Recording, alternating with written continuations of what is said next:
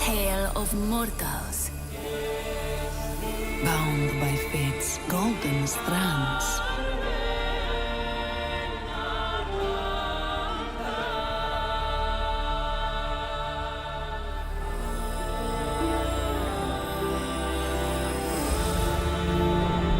Tell of their laughter, their struggles,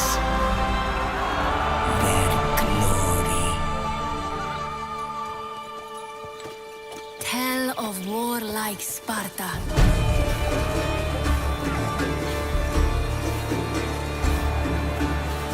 Fate destined them for godlike greatness.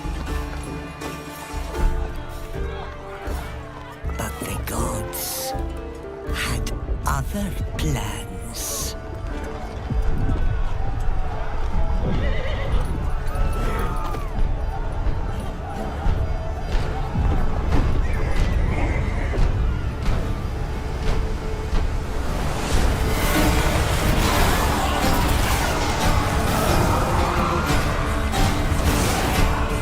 Their ambition angered the goddess.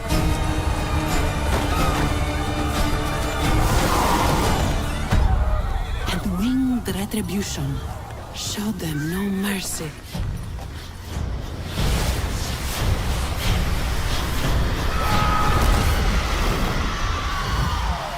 Staining their strands with darkness.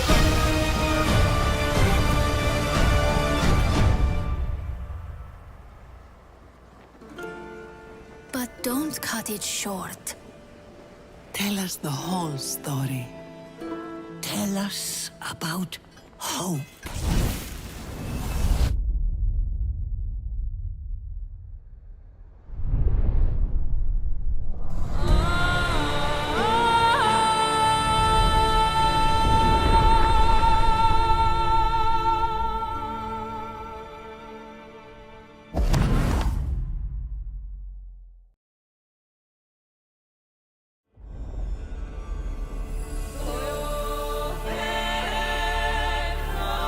Hello! What a great day!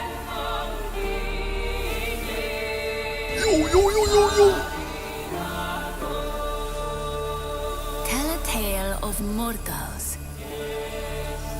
Bound by fate's golden strands.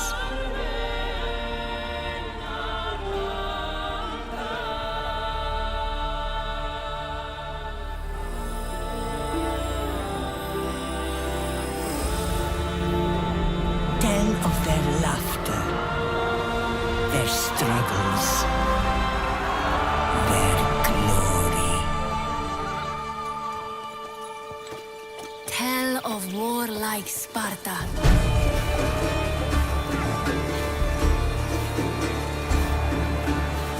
Fate destined them for godlike greatness.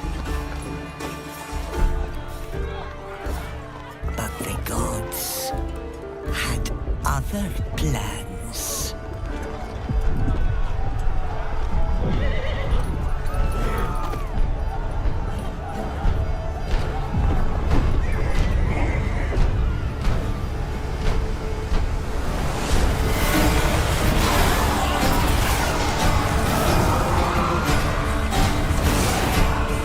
Their ambition angered the goddess.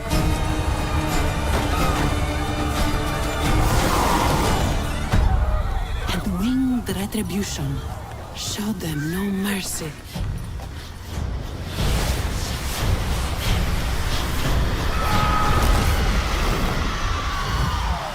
Staining their strands with darkness.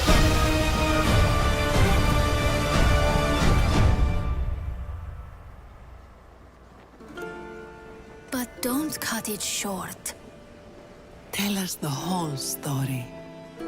Tell us about hope.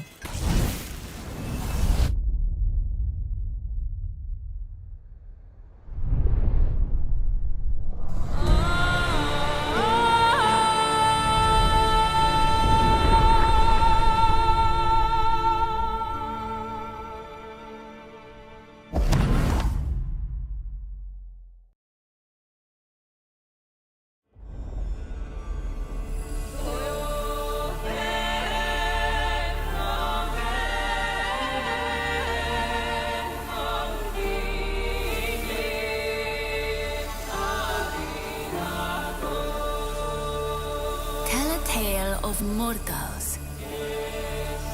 Bound by fate's golden strands.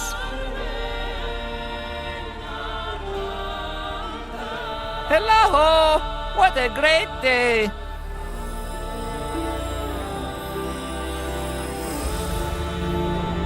Tell of their laughter, their struggles, their glory. Tell of warlike Sparta.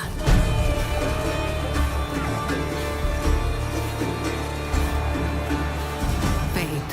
Hello! destined them for What a great godlike day! greatness. But the gods had other plans.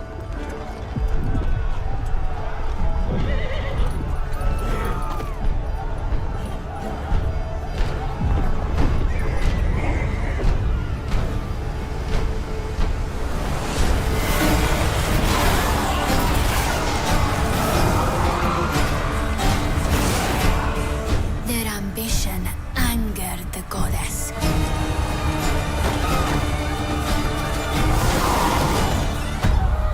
And winged retribution showed them no mercy.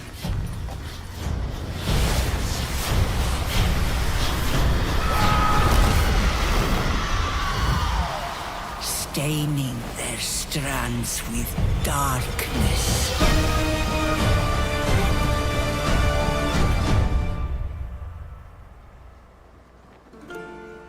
But don't cut it short. Tell us the whole story. Tell us about hope.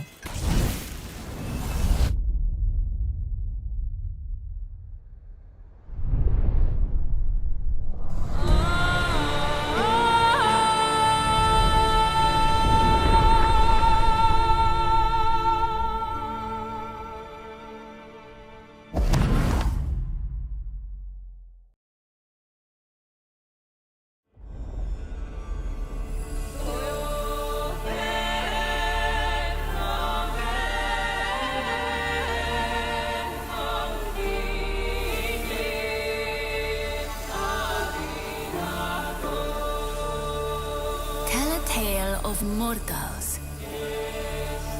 Bound by fate's golden strands.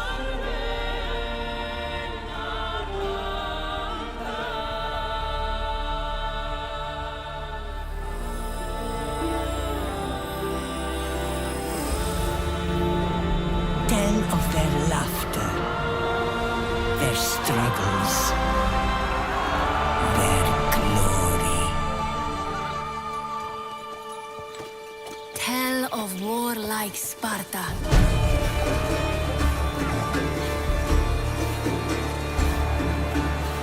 Fate destined them for godlike greatness. But the gods had other plans.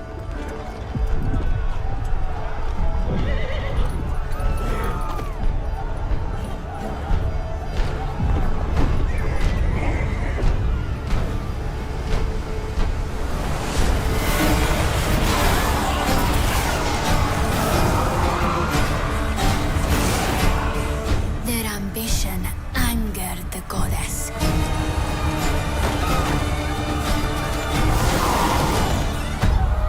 And winged retribution showed them no mercy.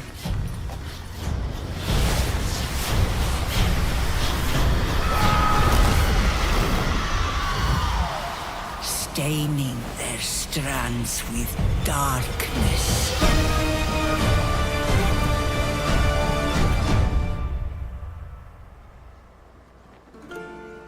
But don't cut it short. Tell us the whole story. Tell us about hope.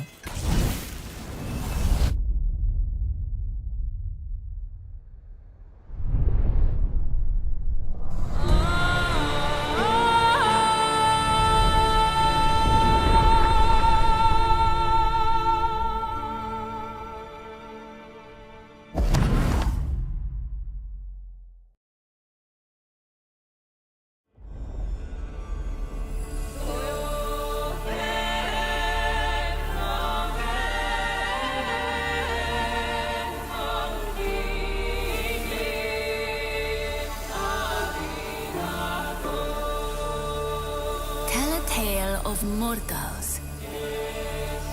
Bound by fate's golden strands.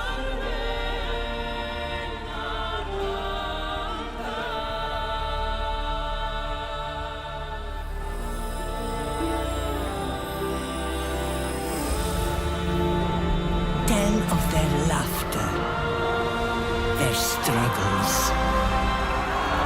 their glory.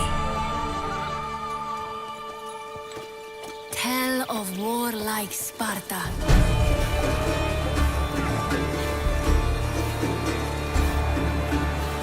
Fate destined them for godlike greatness.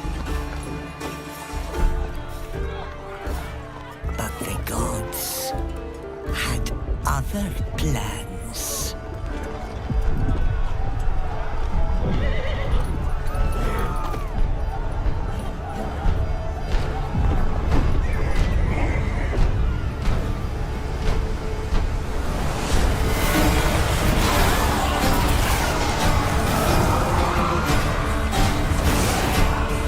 Their ambition angered the goddess.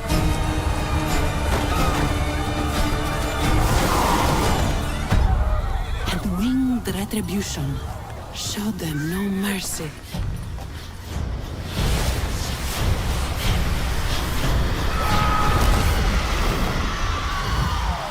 Staining their strands with darkness.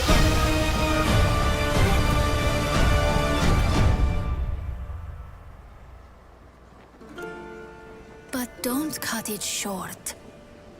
Tell us the whole story. Tell us about hope.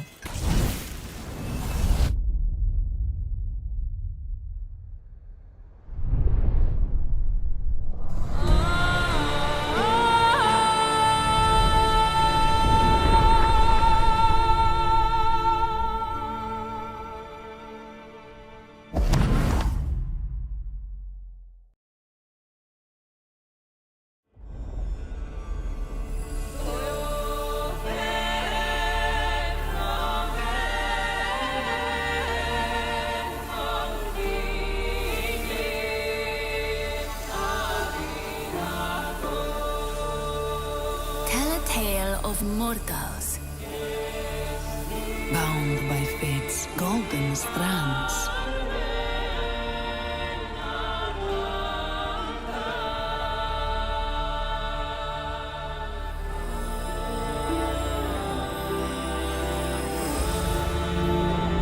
Tell of their laughter, their struggles, their glory. Tell of warlike Sparta.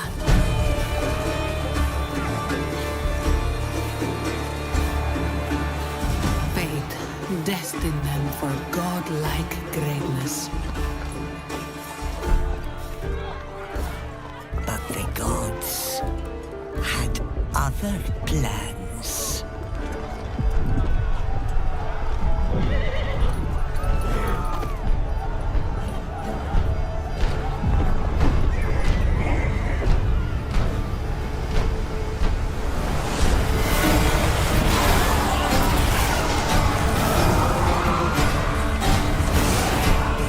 Their ambition angered the goddess.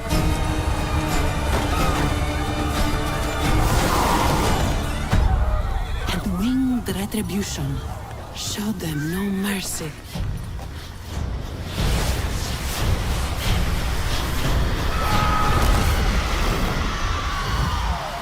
Staining their strands with darkness.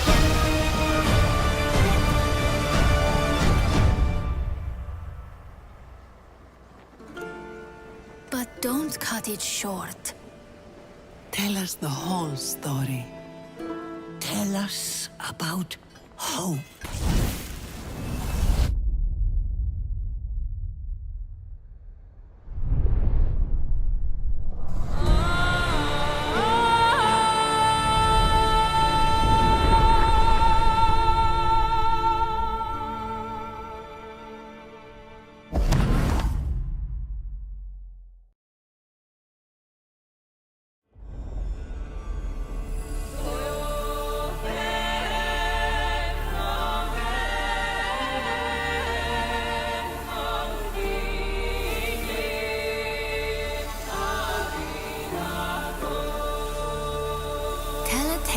of mortals. Bound by fate's golden strands.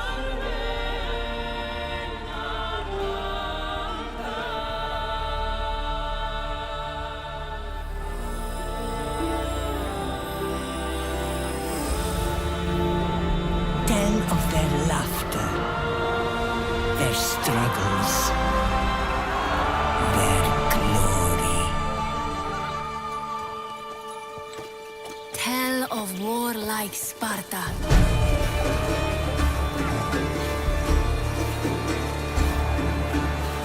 Fate destined them for godlike greatness.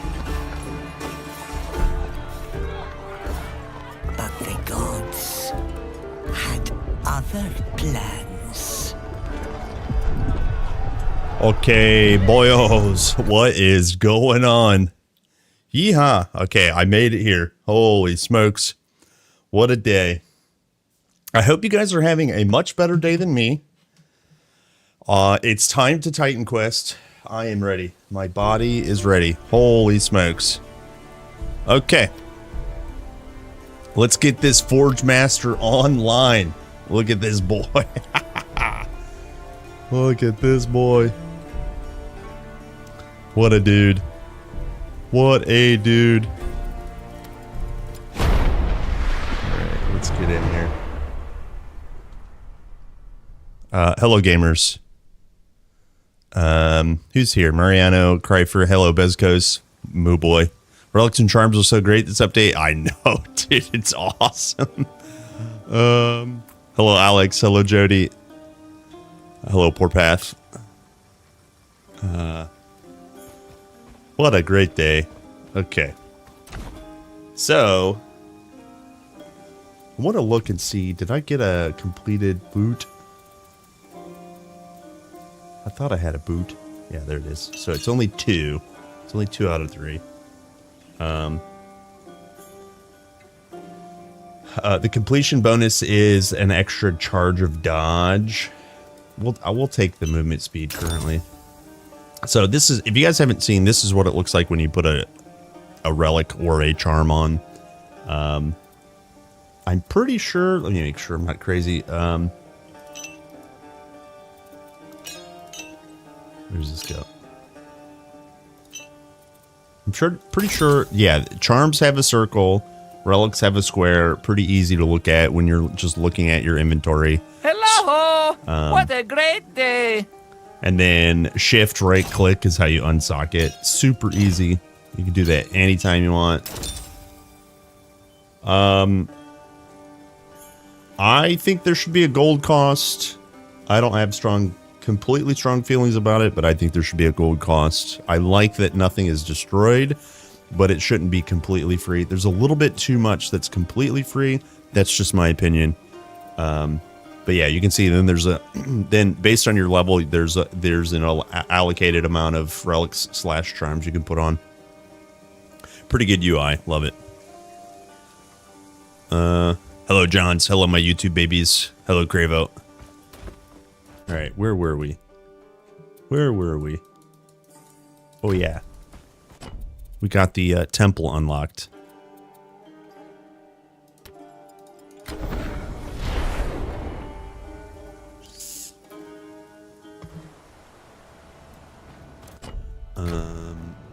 Oh, yeah. Oh, yeah.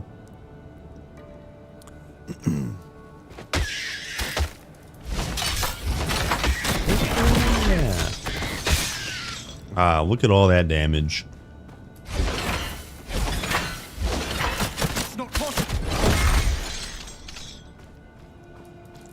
Pew pew pew pew pew. Lots of pew pews.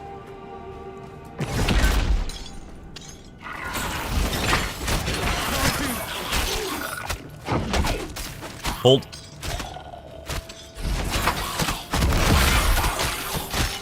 Yeah, big damn. I need to wait. I need to wait.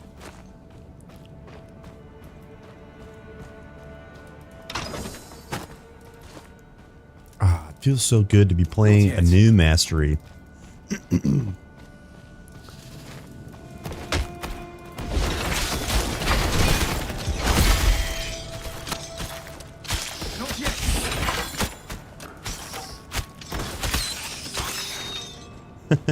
It's like the TQ2 tower defense.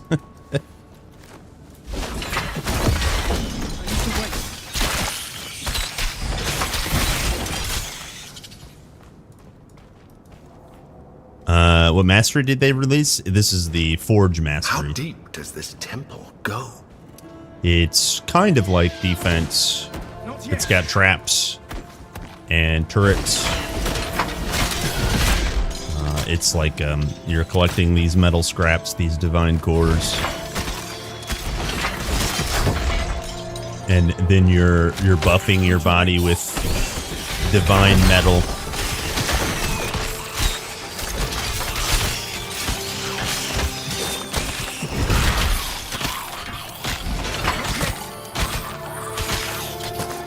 Dude, I'm like drowning in divine cores. That's so cool.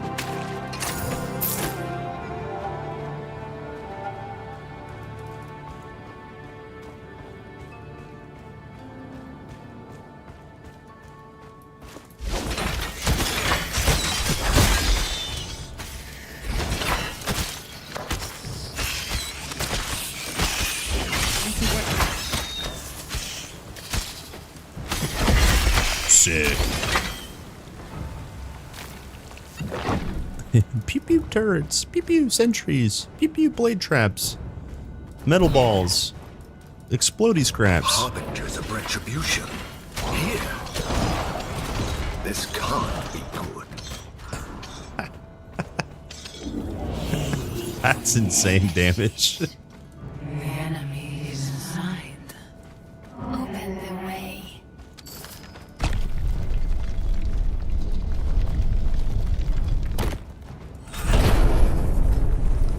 Looks like an engineer. Well, yeah, I mean you're building things with metal.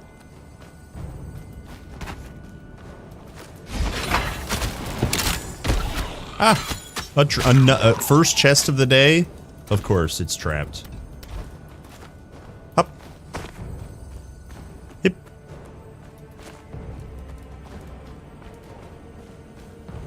Stand firm, troops! Stand firm, Intruder troops. approaches. So, Alright, as soon as they can, they will fire.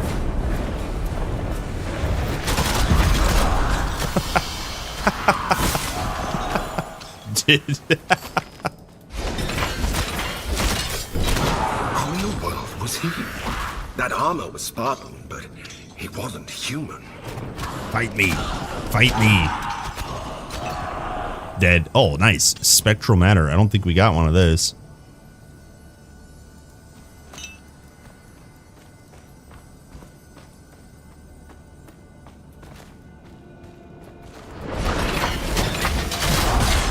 Sick. Oh, another trapped chest. Well, well, well.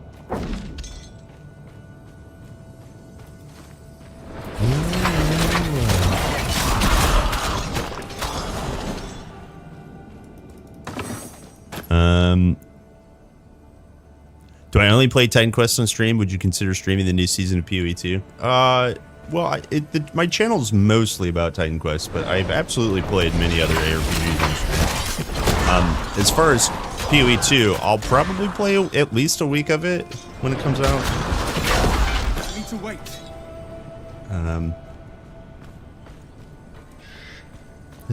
That seems to be the norm for me. And if it's like, I mean, obviously, if it's really good, then I'll play it longer. Dude, what is this? Oh, that's. I was like, what is this droppable? I see a health globe, but it's part of the scepter.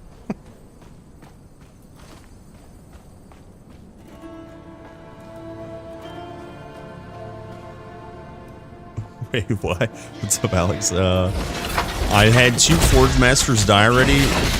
One time I touched the Titan Ichor and walked away to get a sweater. Whoops. Wait, you didn't put your turrets down. You put your turrets down.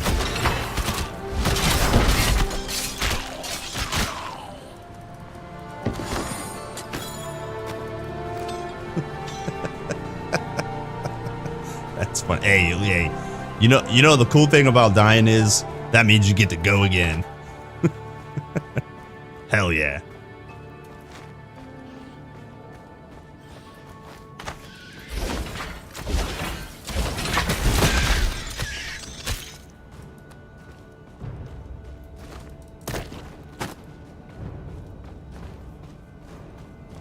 Right now, there's no loot filter. I'm pretty sure they're working on it.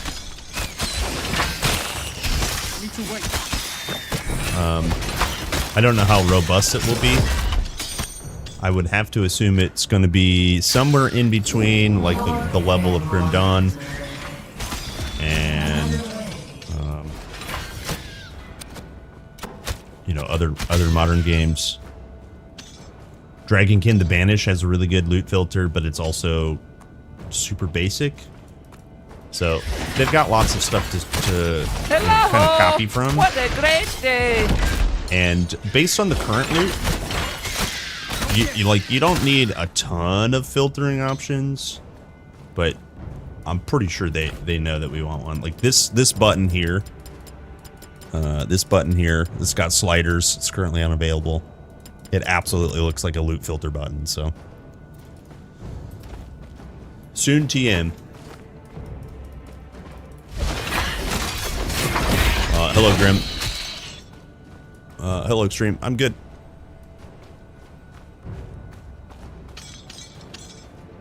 The hippo killed you?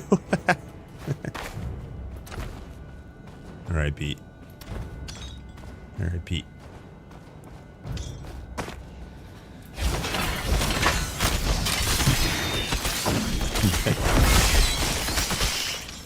The cool thing about dying is you get to go again.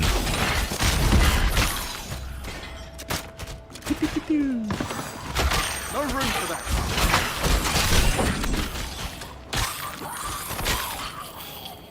Oh, also a shield bash attack.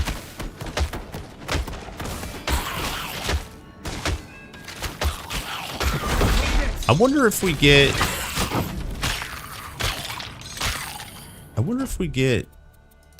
Let's see, what else? Can we make this cleave? That's the big thing that's a pain about melee. Is you don't get tailwind / volley. Maybe we need more in shield attack. Like the more points you put in a shield attack, the more it like cleaves. That'd be nice.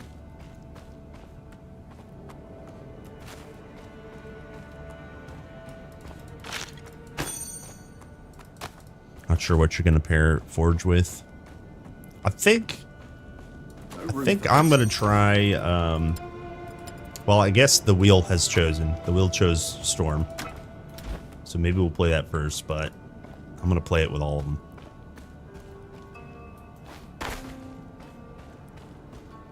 They did a character creator and didn't do a loot filter. Strange choice. Well, okay. If all the loot is not in the game and all the affixes are not in the game, what sort of loot do you need to filter out? But if people enjoy creating a character like that, I mean, that to me makes more sense. And I personally don't share your opinion, to be honest with you. I think in general, maybe like a different feature should have been focused on first rather than character creator, but it's actually a really good character creator. So I came around to it, basically. Like, some people want PvP, you know. I definitely think that's the wrong choice. That would, like, putting a PvP in this game, that would definitely be a strange choice.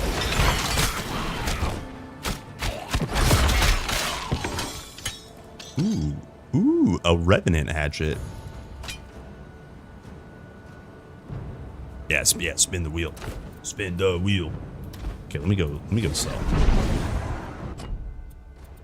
Forge Master Brain is filling up.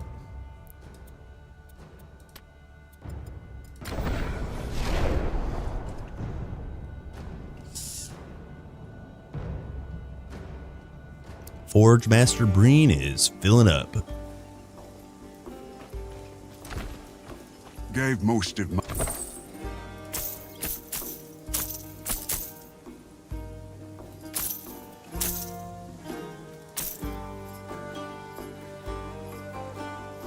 Summons have 16 all res. Oh wait, this is broken. Or not broken, my requirements are missing. What the? Imagine. I don't have any bracers.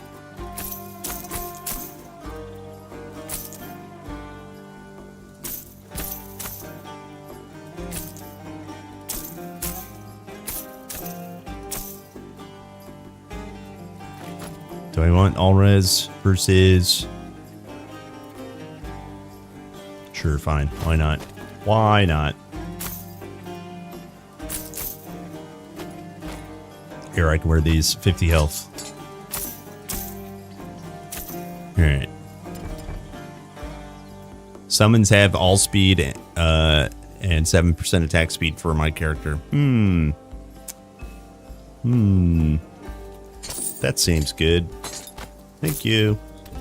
Okay. Here's also maybe a small note.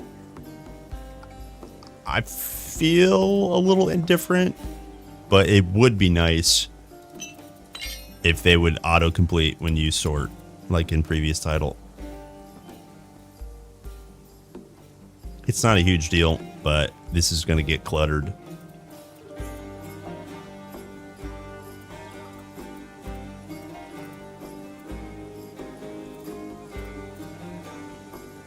Let's see. Torso shields. What's this? Oh, I can put this on here, right? Oh, I'm at max relics. Rip. Level 25 is when you can get 2 relics equipped.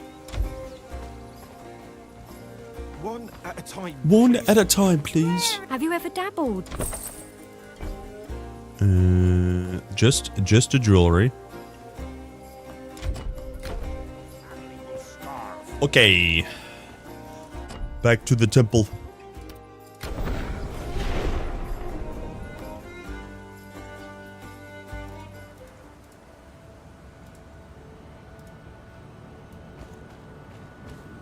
How are you guys playing Forge? Are you playing Blade Trap, Sentries, Tank and Spank? I'm actually pretty excited to do like a melee version of this character. I think I want to actually not play with summons. Maybe I'll play with Blade Traps, but like the turrets are a little busted.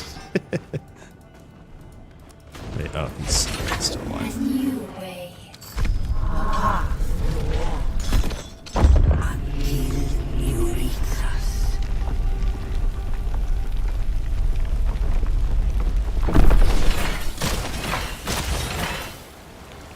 Spoopy dead spiders. Not yet.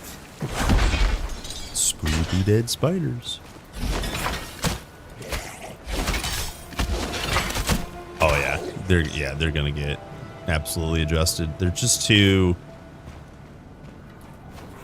I mean, unless that's what they want, like unless they want other things to be this strong too. Like, I mean, I could see this being a possibility of like they want, let's say, normal, uncursed runs to be, you know, pretty steamrolled no matter what you play. I could see that because, like, if they're building towards different difficulties of the game, I'd be fine with that.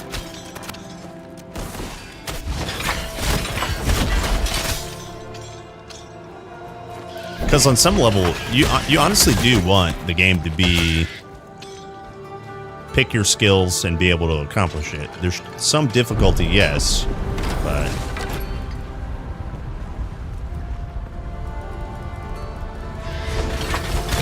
generally speaking, it's a little strong. It's a little busted.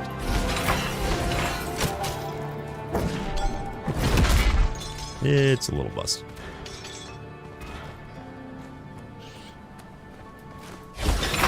Some melee reflect, yeah.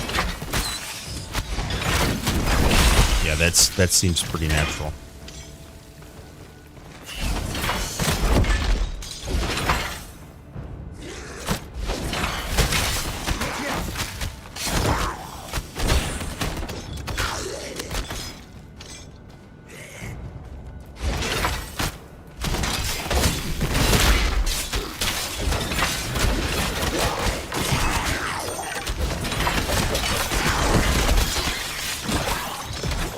That's incredible.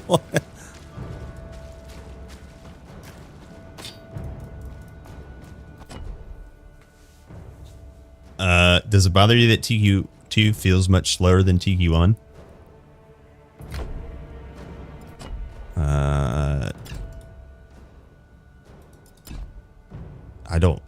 I don't think it feels much slower than TQ1. Do you mean like movement speed? Or...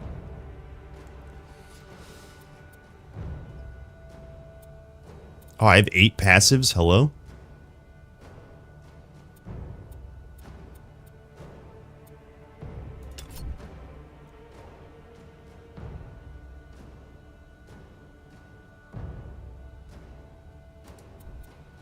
Movement speed and game speed. I don't feel like the movement speed is that much slower. There's plenty of ways. Every mastery has a movement ability.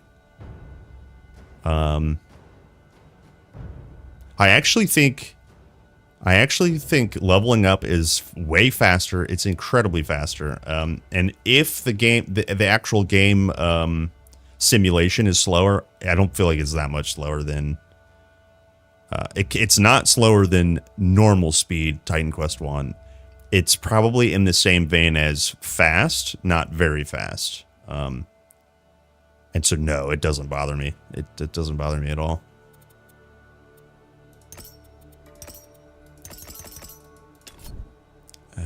Let's see, max divine cores.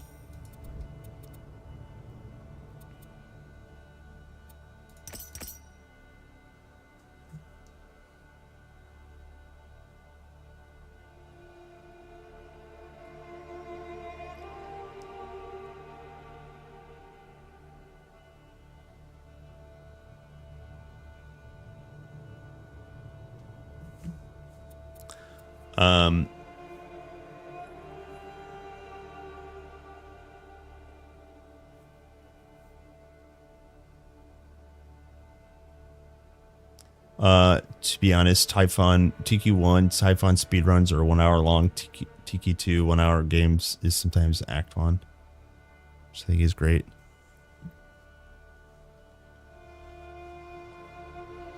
Yeah, you can get Pan killed in not quite an hour, but I've seen people on Discord kill Pan really quickly. Pan is not the same as, you know, a Typhon kill, but the ability to, you know, play on very fast just drastically cranks that up. Hold on, I gotta take care of this.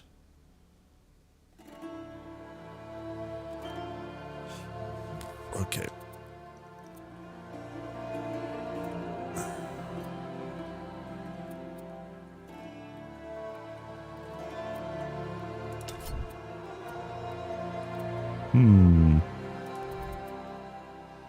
I say, I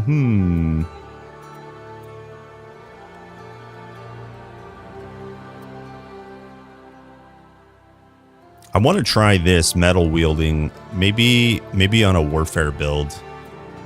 That sounds pretty cool. I'll just get a larger area.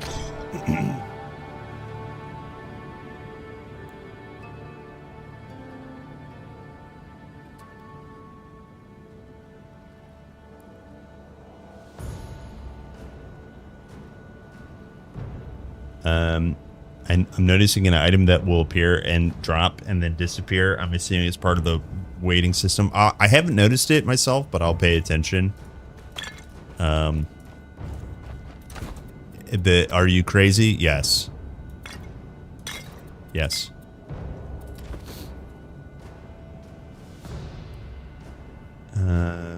Why am I marked in red in the top right corner? Am I in jail? Not yet. Not yet.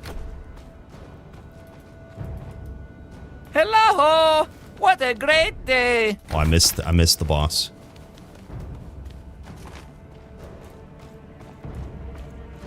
Did I see the spoiler? No, not yet. It like in TQ? Hello, Hyle.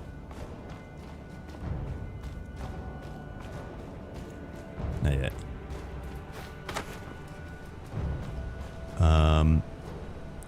Is the new character the Defender from TQ1? Well, kind of, but not really. I mean, it's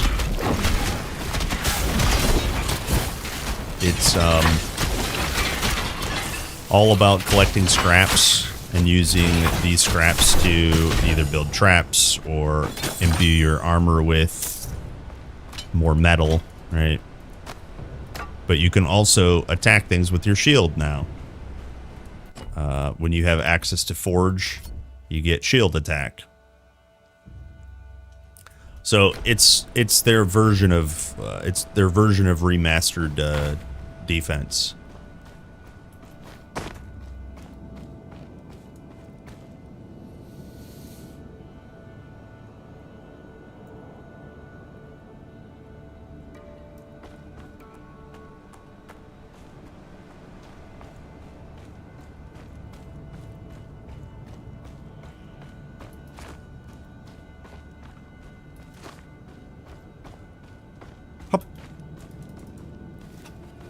Hop on down. Hop on down to the underground.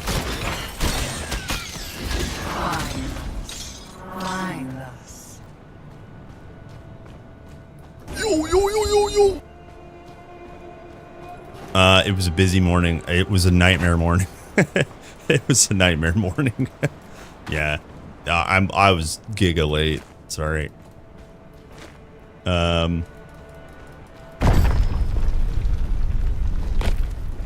And then I got home to a leaky sink, so I have to call a plumber and mop up a mess.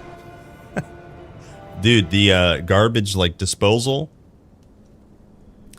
where the blade is, the underneath part that connects to the pipes, it's just like flooded with water. I'm like, oh my gosh, dude, it's so annoying.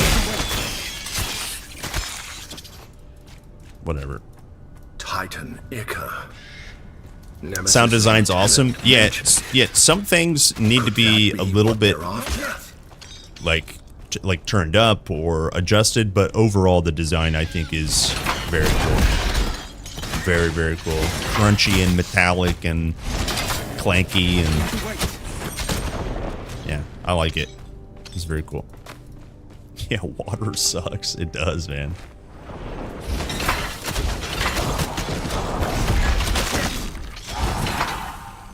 I'm the least willing to engage in electrical work,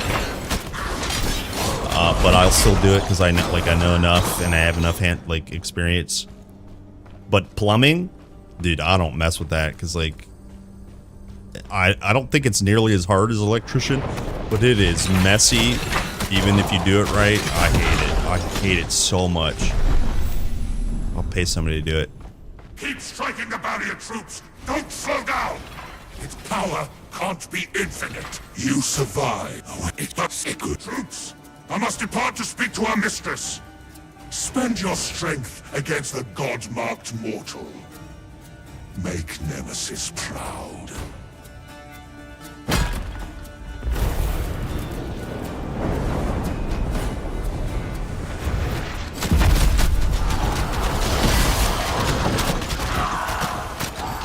Plumbing versus working on high voltage cables.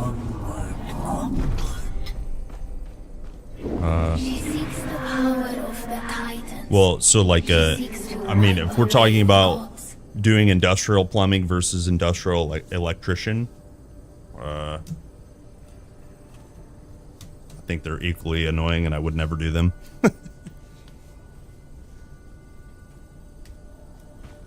Yeah, I'm good. That's not where my skills are. Just blow the horn instead. Blood of the heavens. Sin from the Father, overthrown.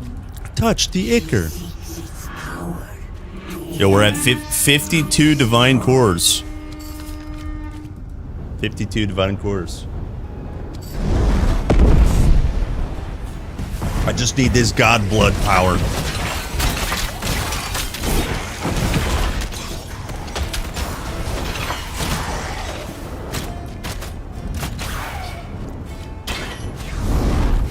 Hard challenge. Hard challenge.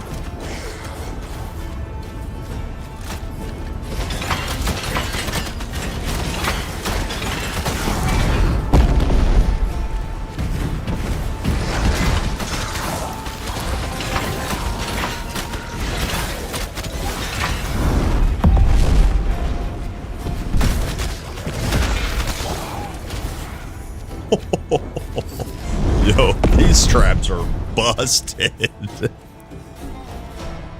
Almost done with your first Forge run. Hell yeah. You got Kratos coil ring from Embers. Sick.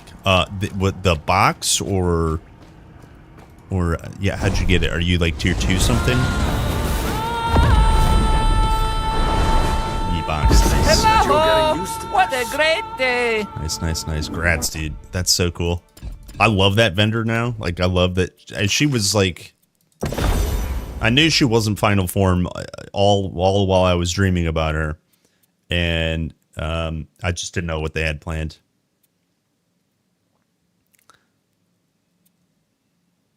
Let's see.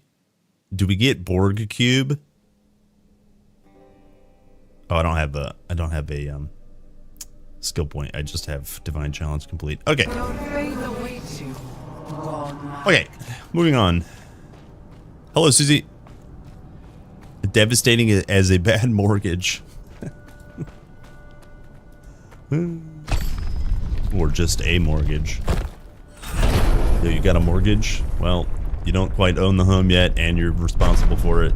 And if your plumbing breaks in your kitchen, well, you gotta pay for it. And then as soon as you're done paying for it, you gotta pay for something else because it's gonna break. And you're still paying a mortgage. Just having a mortgage is devastating. Wanna know how I know? I got a mortgage. Okay.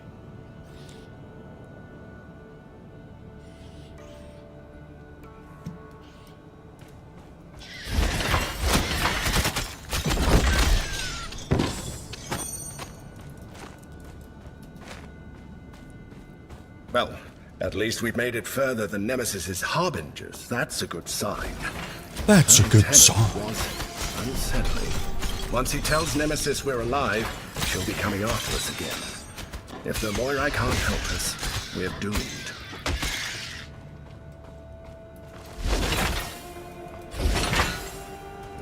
Find us. Find us.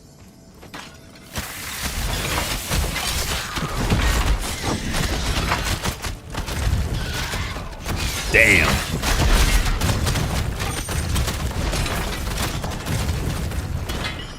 Dude, those guys are awesome. They're really strong, and they just melted to my turrets. Let's see if the Warlock can stand a chance. Yeah. Pew, pew, pew, pew. I need to wait.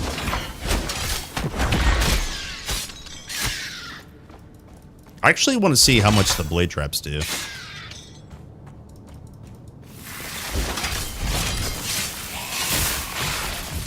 Yo, they're pretty good too. Like I have hardly anything put into them. Ledges out the fate of mortals as they live. And they attack really suppose quickly. She's been guiding us. I suppose we blame the cases for all the troubles we've encountered. But we should also be grateful we've prevailed each time. Wow, holy smokes.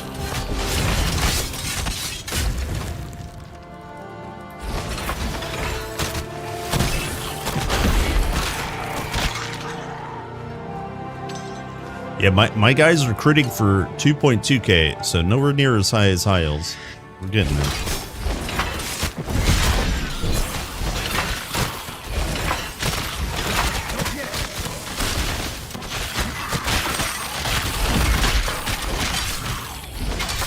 That is insane.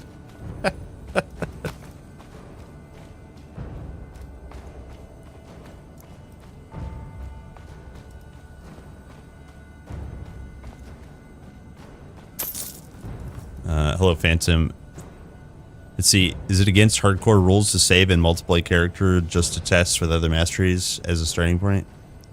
No. I mean, you could do whatever you want. Honestly, if you duplicate characters, you need some sort of hex editor, as far as I know, because the game's going to treat it as.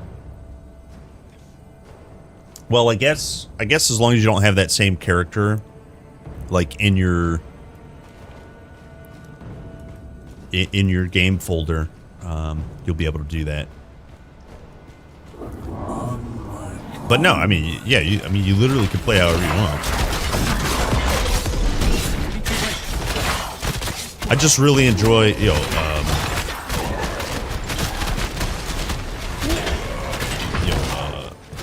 I kind of misplayed this. Yo. I put my traps right down in the circle, and the warlock actually killed the traps.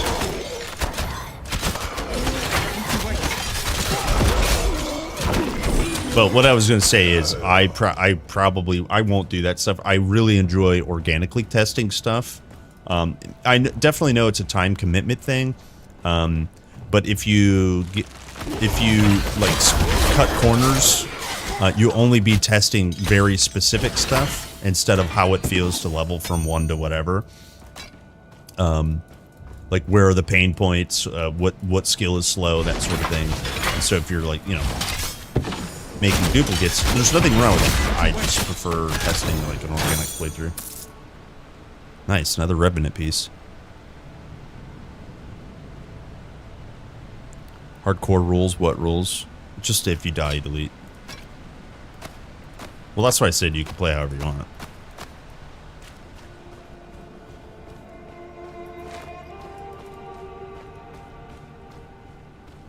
And I'm inside the cube. Does the cube boost damage too? Yeah, fragile. The enemy. Yeah, okay. Yeah. So, yeah. Oh, and enhanced device damage? What the hell? Yeah, dude. Yeah, dude. Damage and fragile. Easy. Oh my gosh, dude. What's reactivation? Oh, that's interesting.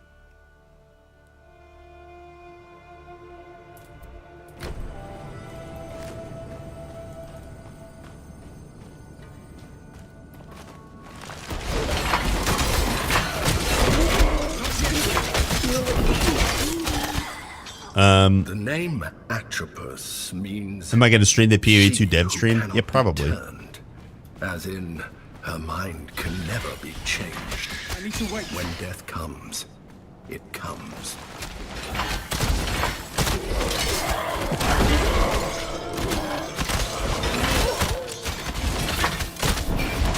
When's it in, like an hour or so?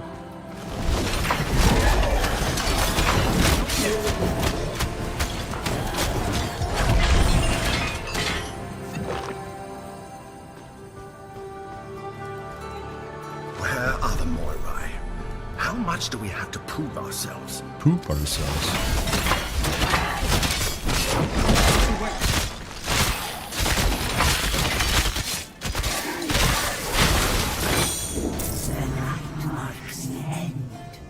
That guy died.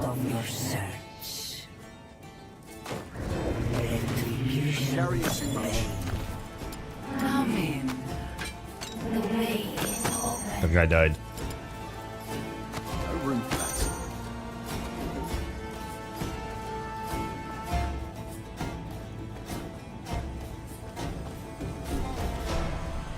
Druid reminded me of D4 Druid.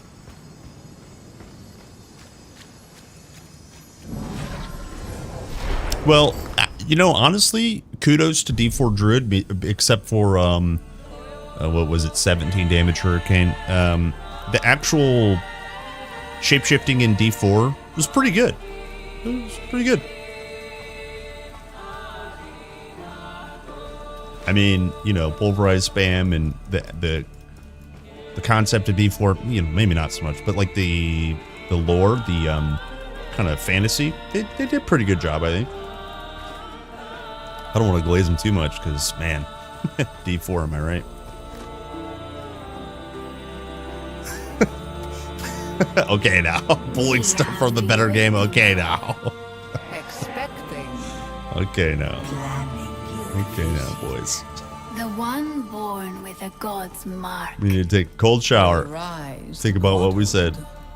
and bring up. Ask your Only you. only you. And growing. Only you.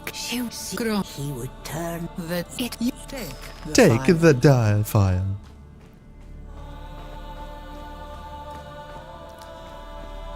Da-na-na-na. use the file to steal the Relentless One's divinity but then Okay, we leveled up. Good. Now we're going to get Borg Cube. What do we have? 2 points. So we go damage and fragile. Sure. I'm running out of points. Oh, you know what? Here, we can do this. Respec.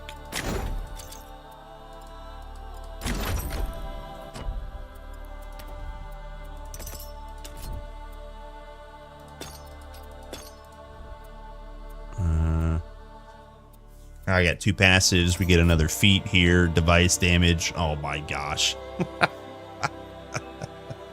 Oh, actually, speed might be better.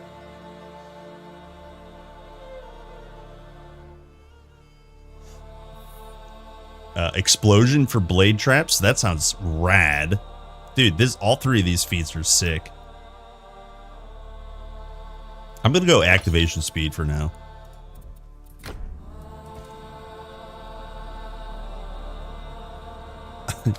I see that you are still you. Did you understand all Look, that? Borg The Cube. Moirai aren't exactly paragons It's of the Borg clarity. Cube. That, not gonna At least lie, the first that 2 lines of their shader, you know, that prophecies effect, seem rather actually clear. pretty rad. File in hand, That's the pretty god rad. marked steals power as the father of fishmen guides the way. The father of fishmen has to be Glaucus, since he originally created the Ichthyans. They were drowning sailors he was trying to save by giving them gills. So, let's find him and see if he has any wisdom to share about how to use this new die file to steal power.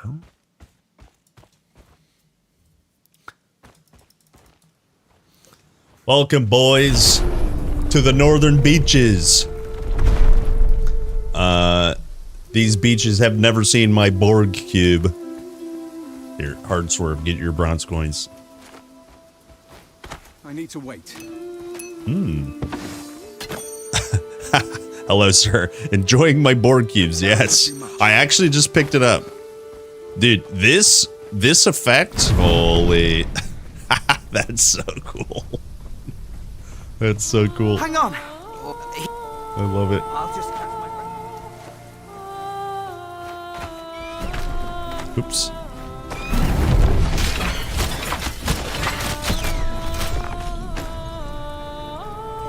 Give me my scrap. Not yet! We have our own house now. Exactly. Exactly. I feel safe in my house. You love the soft female voice, dude. The music in this game, I knew it would be. The music in this game is rad. It's so good. It's so good. I don't know if it's all that one singer, but there's a singer that did the main song. Literally Greek opera singer named Aphrodite. That's so cool.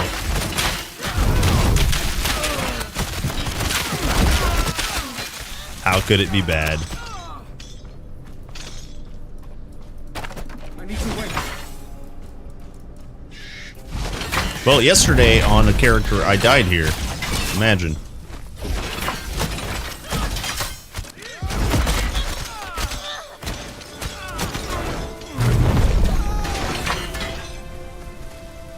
Carrying too much. My sack is Hello! full. What a great day! What a great day. Hello, Madral. Oops, I'm stuck. Oh, nice. Rigid carapace. I think that's 2. Do we have a complete one? Oh, we do. We have a complete one now, boys. I'll just slap that on my shield right now. Sick. Sick, sick, sick. Look at that. 4 pierce armor per level, 6% increase health, percentage increase health regen, and then summons have also increased health. Sick. Imagine when we get wolves. Imagine when we get wolves. Or skeletons. Holy. Or divine turtles. Imagine summoning divine turtles. Or like, what were the shark pigs? Dude, let us tame shark pigs.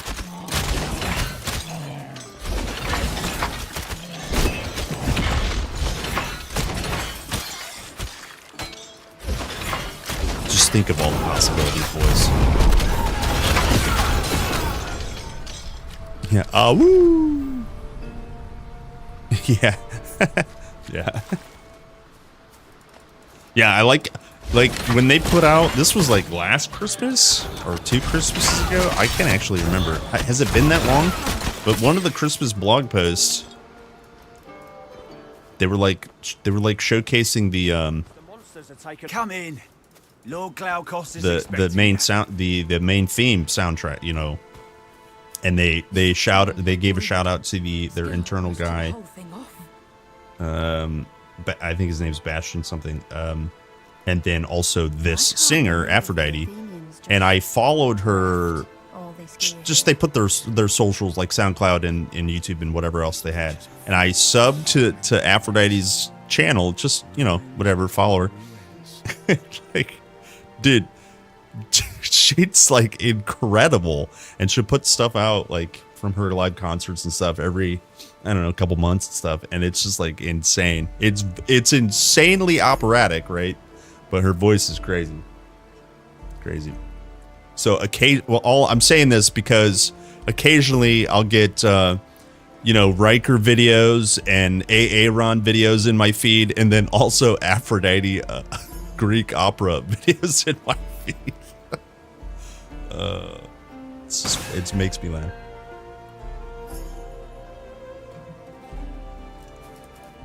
Okay. Excuse me, Glaukos. There you are. And if it rubber. It's Hop, hip, hop, hip, hoop, hop, hip, hop. Did you guys get all that?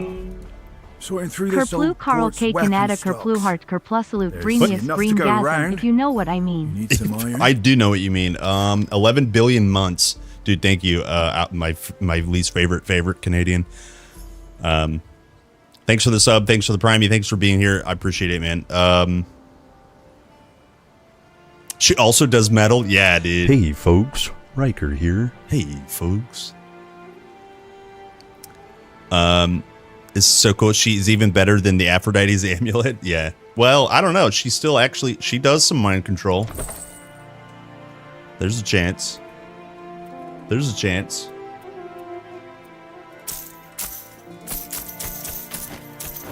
Yeah, she's rad. Look, as a non-musician, my father, rest in peace, he was very musically inclined.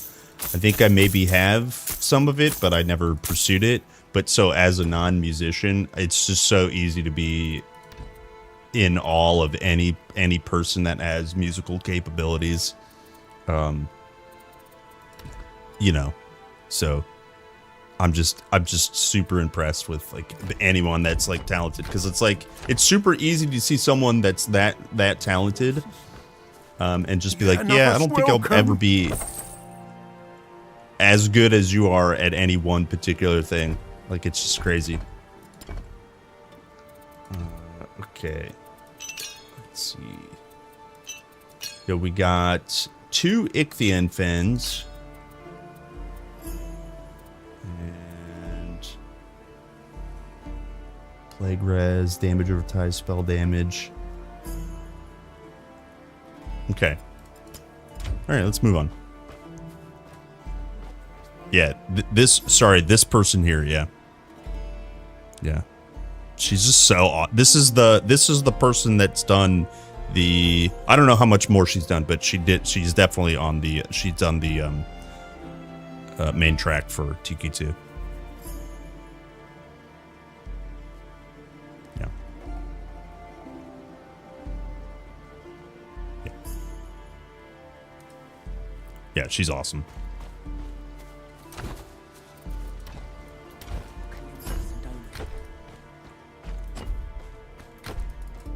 Gods are more glorious in person. Oh, dude, do we get 4? 2 out of each? Are we blessed by gods? 1. Oh, no, 2. 2. Okay, look, do we get 2 here? Unblessed. This is the highest I've gotten, is 2 out of each of these. I don't think you can get a 3 stack. Maybe.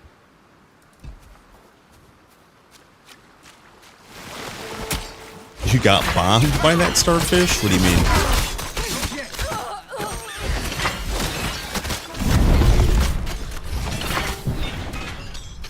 Oh, it exploded? Oh, it was a trap?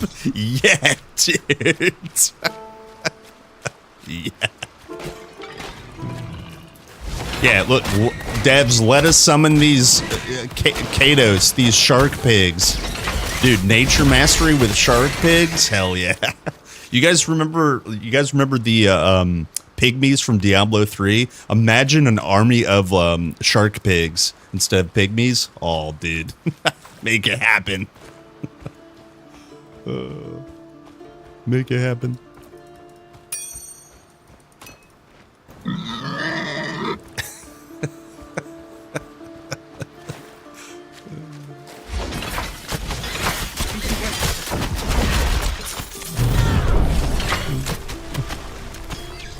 Chapter 3 is not available, no. So we still have Northern Beaches and the previous Ichthian's wetlands or whatever it's called. But a new mastery is available called the Forge Mastery. There's also a massive amount of items to hunt called Relics and Charms. Basically 20 of each. There's 19, I think it's 19 relics and 20 charms, or vice versa, with more coming in the future. So anyways, the item hunt is definitely on, and then a new mastery to play through our current content. There's some serious multiplayer improvements which I haven't checked out. They merged the 2 branches basically together. You used to have to launch a different version of the game to play multiplayer. Everything is now merged together, so there's a lot of improvements. And then localization. I guess there's German and Chinese localization. So, but the big thing is a new mastery, relics and charms, and then multiplayer support. That's what's in this patch.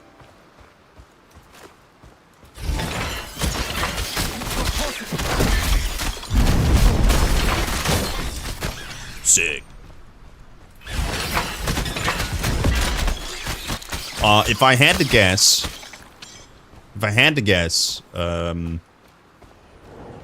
they mentioned a couple of like 2 weeks ago, or one of the posts very recently, that they're going to start teasing the first large content update for next year.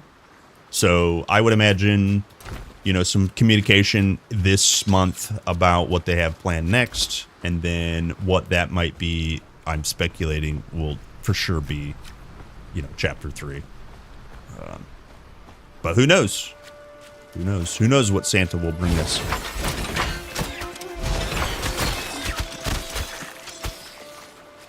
Time for Skillet and a new tomb. Yo, grats, dude. Hello, Alex.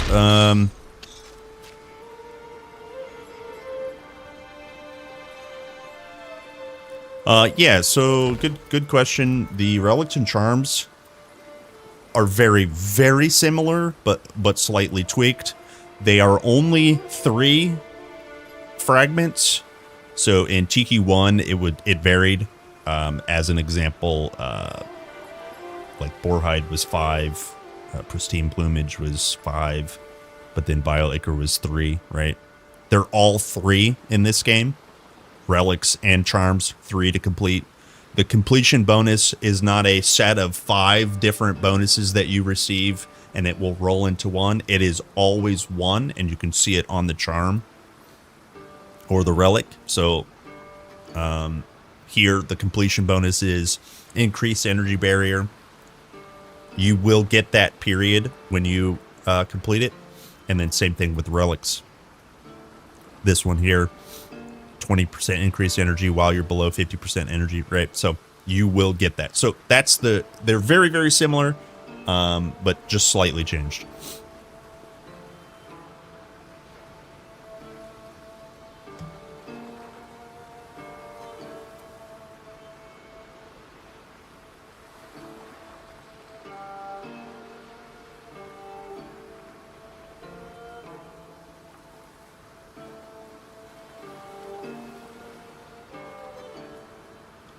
I had a sneeze attack. Sneeze attack. All right. What else was I saying? Relics and charms. Relics are a bit more rare. Unless you kill Hippocampus right now. Relics are a bit more rare because they're very powerful. There are limits you can see on my character. At my current level, let's see, I'm 21. So I think you have to be level 5. I think it's level 5.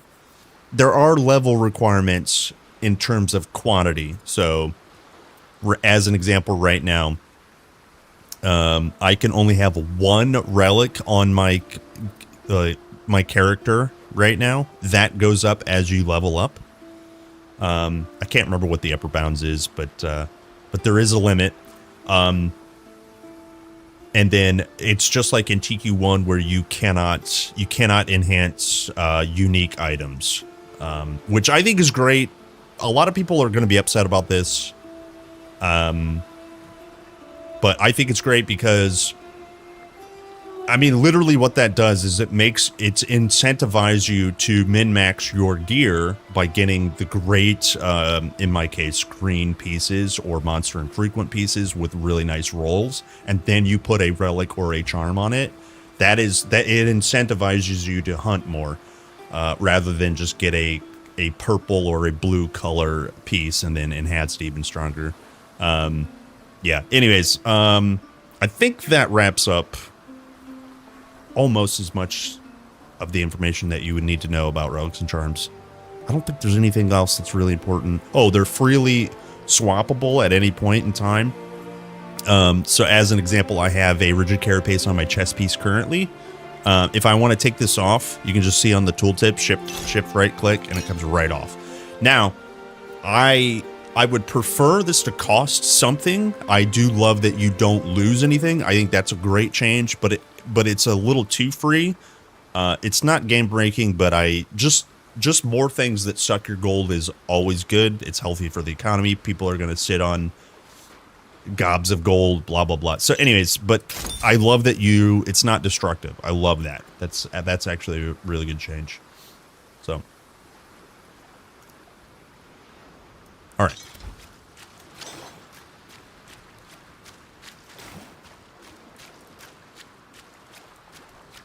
Forge is bussin', just needs some fixes. What do you mean?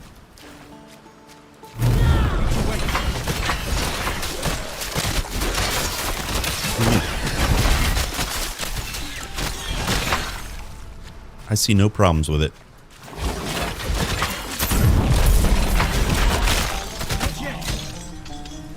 I see 0 problems with it.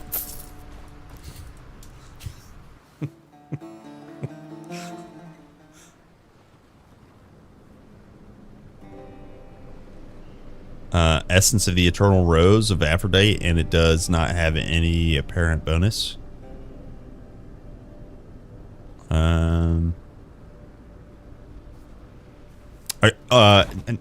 Are you sure it Time to doesn't have a game. complete? You're just. I thought I got that one to drop the other day, yesterday. I guess not. You've been chosen. Hello, Durante. Hello, Mr. Bacon. Am I ready for PoE 2 stream? I'm not. I'm actually not ready. But I am ready. I am ready.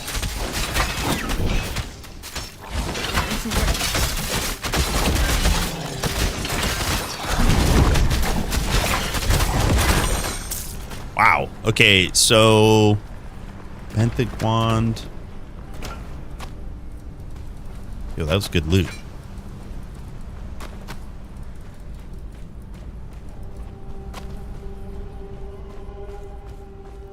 You had an essence yesterday that had an empty tooltip. Just report it. Just report it.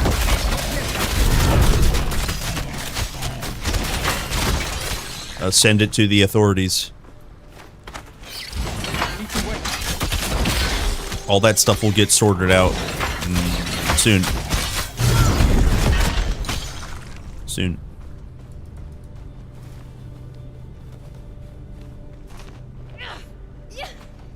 Oops. Yeah, there's actually a few bugs.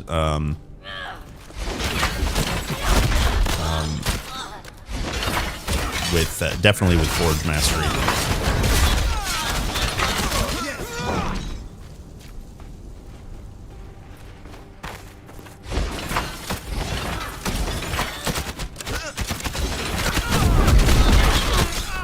Damn. Hyel, what did you do to? Were you trying to replicate the bug actually, or did it just happen? Damn.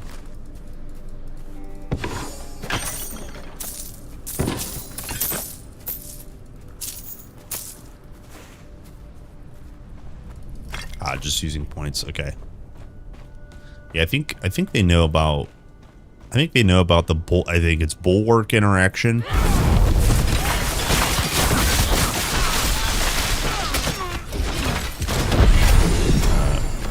I'm not sure what else it's with, but there's an interaction with Ironclad and bulwark. I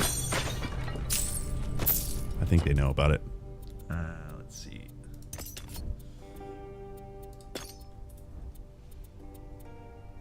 Can we get? Not quite.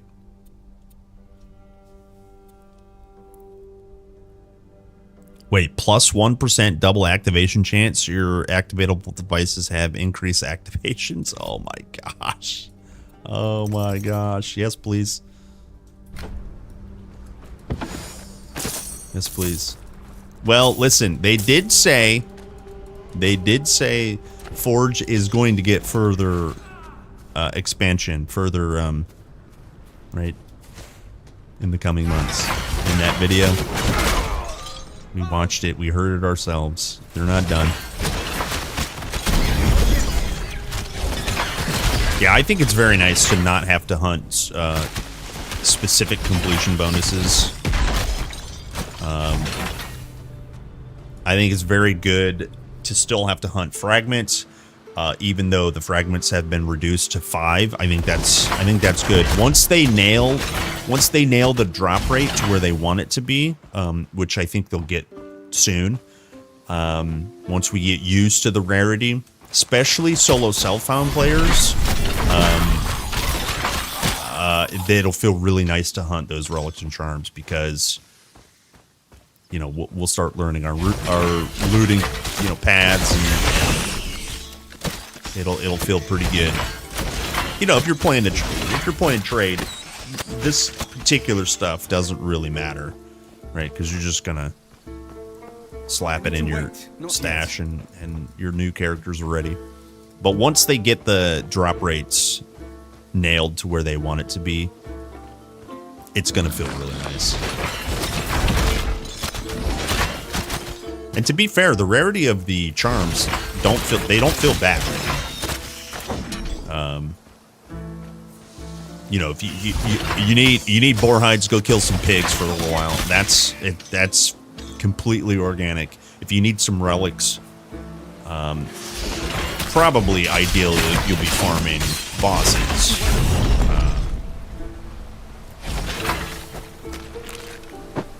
But yeah, I'm very pleased with the system. I was typing while killing Skilla. Figured getting more survivability would be good. Suddenly 10k cores. Yeah. Bulwark Ironclad, thanks. Yeah.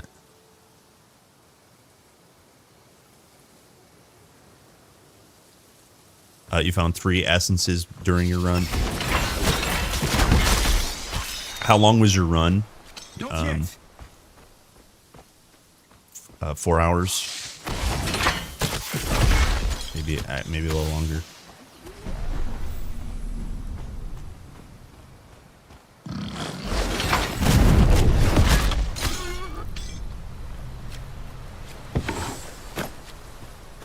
$10. Okay, so 10 hours ish.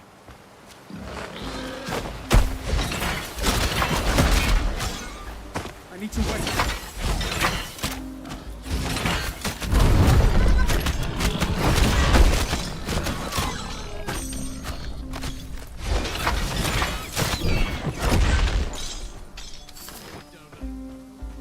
Dolan.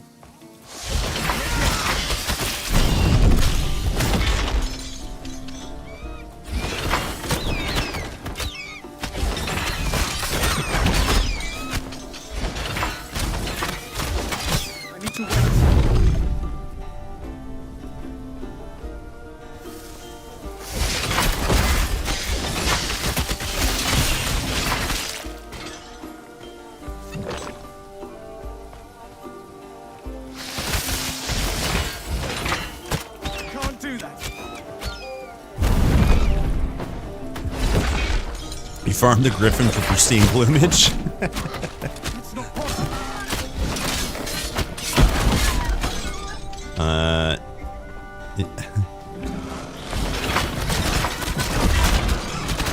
My Reaver is 9 hours in and I'm not done with Pan yet. Oof. So what you're saying is buff Reaver.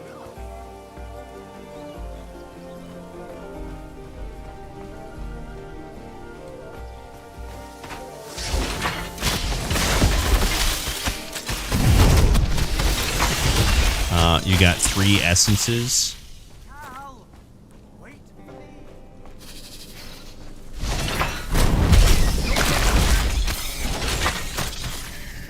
Yeah, I wonder what they intend versus what we're getting, you know? I wonder if they have those target goals in mind.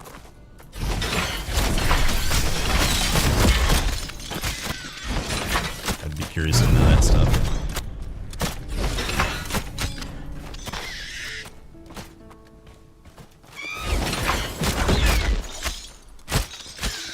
I need to wait.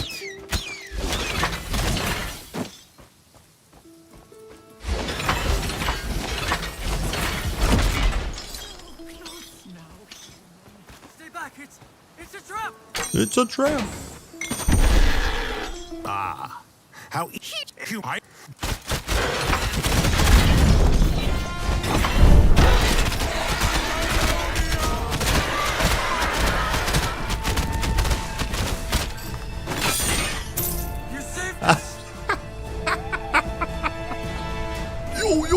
Yo. That's a dead bird. That's a dead bird. Guys, ice shards are OP. no room for that. I keep.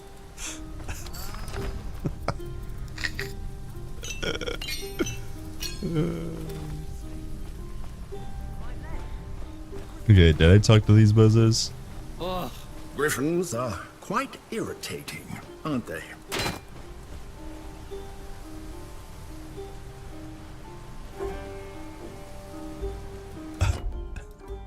No, +5, it does not count. You don't count.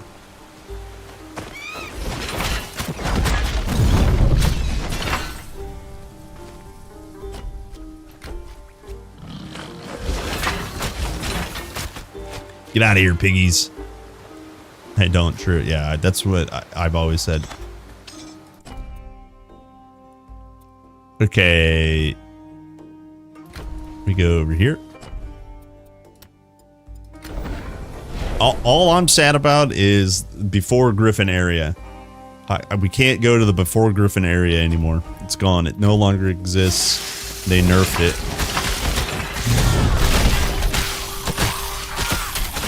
Back in the day, heading down to the BGA. Oh man, those were the days.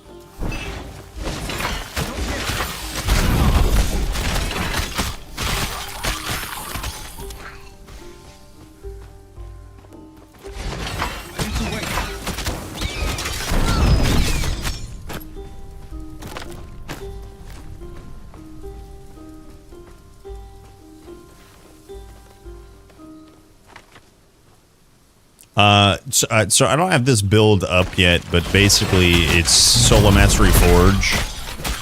Forge just came out yesterday. We're focusing on sentries and have a summon limit of 4. I want to consume as much metal scraps as possible. That's what these divine cores are. When I pick up scraps, these divine cores, I have a passive over here that gives me 40% increased damage to my summons every time I pick up a scrap. It maintains a buff, so that's kind of the rotation. And then this cube debuffs and increases the damage of my traps. It debuffs enemies and buffs my traps, so.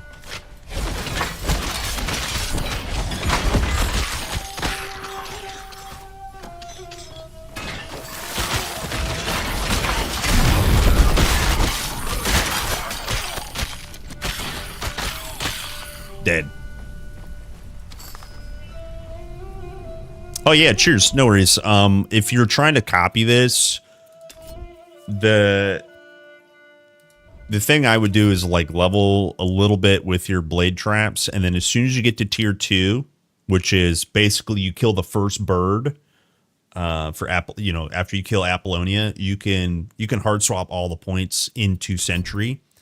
And the most important bit is +2 summon limit and enhanced activations. And then frail, double activation, and conservation. Those are kind of just up to you, if, like how much you want to put in there. But remember, you only have 5 modifier slots and a capacity of 17. So, you know, you have to pick and choose. And like I said, the most important one is double the limit. And then the rest is history. As you climb up to Armor Eruption, the idea of Armor Eruption is you do AoE damage. The damage isn't the important bit. It's about putting out vulnerability. Vulnerable means 20% increased damage from all sources. Okay, so you do that in an AoE. So that's the idea of enhancing the AoE. The larger the AoE, the more mobs you're going to hit. And then on top of it, it creates, by default, it creates armor shards. Sorry, when you take Divine Core Collector, it creates 4 piles of Divine Cores. So because you'll notice low levels, there's a period of time that you'll struggle a little bit with scrap. This will generate scrap for you. So you'll generate scrap, you'll put down traps, you'll pick up scrap to get the buff for your traps, and then so on and so forth. Right, that's the idea there. Oh, and then finally we added force field, fragile and enhanced device damage. This will make monsters weaker. This will make your traps stronger. That's bread and butter. The passives are as follows: Salvager, you get when you get Divine Cores, you get damage, and your pets get damage. This increases the drop chance. You could get double Divine Cores. I think maximum, boosting your maximums better, and then summon damage is better. 12 out of 12 Forged Legion. This is just flat damage increase. This is 35% increase summons damage, and then Minion Master, you nerf the damage that your player does, but increases the amount of damage your minions do by 50%. So, yep. Yeah. So okay, that's the concept of the build. I kind of went overboard.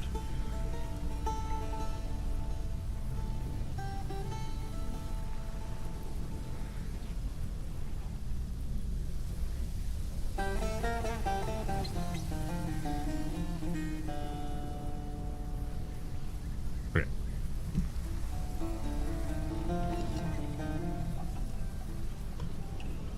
All right.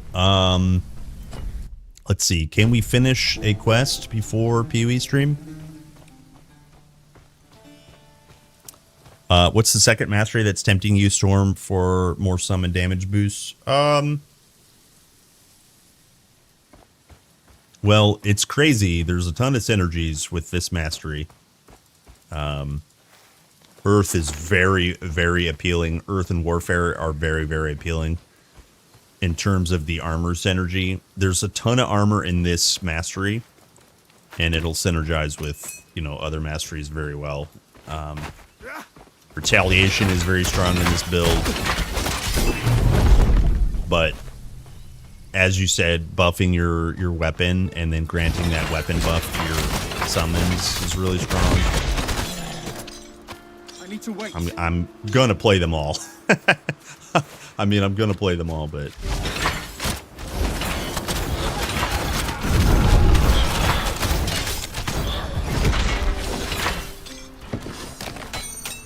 Not yet.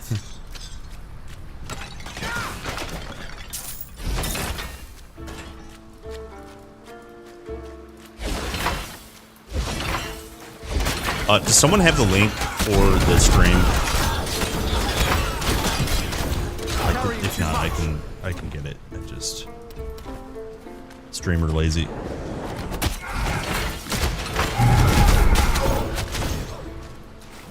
Streamer lazy.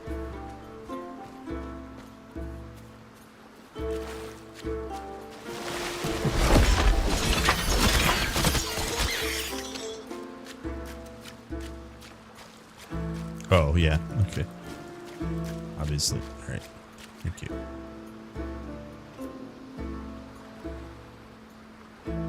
All right, yeah, okay, that's it.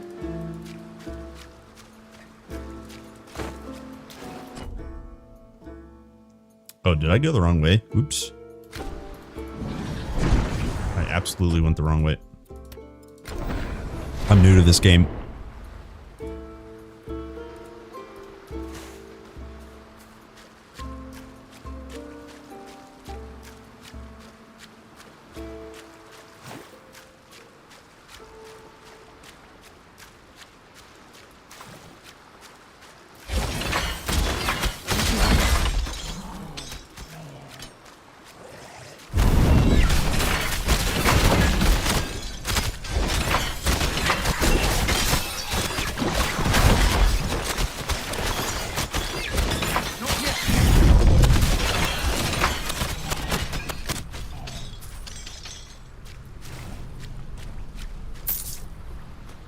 Driving people to the airport. Okay, dude.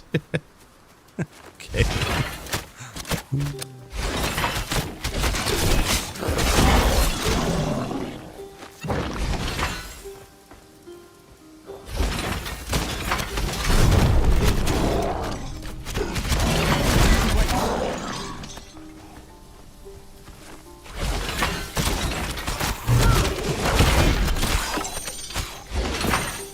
Not yet.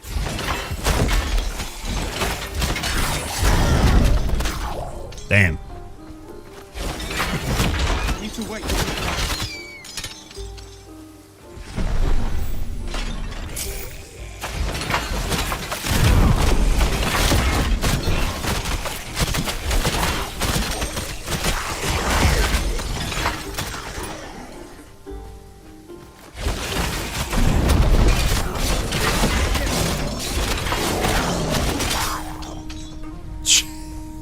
Jesus, dude.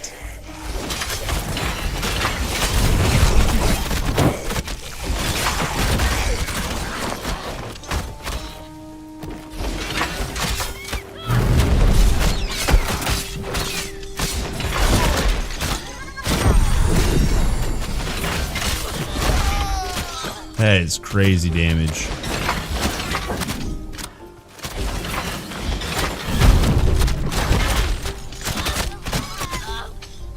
Okay. 7 divinities. We got 3 divine points. Or I mean 3 active points. We'll make this even stronger. Yeah.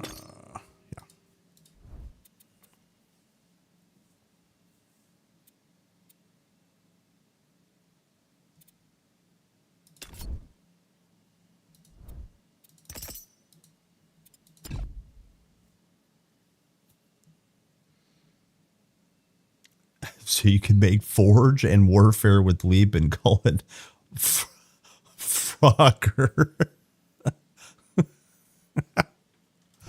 Oh boy. Oh boy. Oh boy. All right.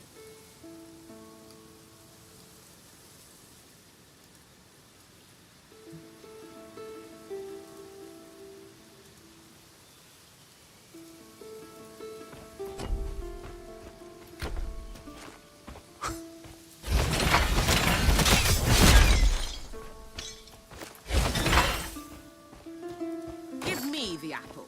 Give me the apple. The apple is mine.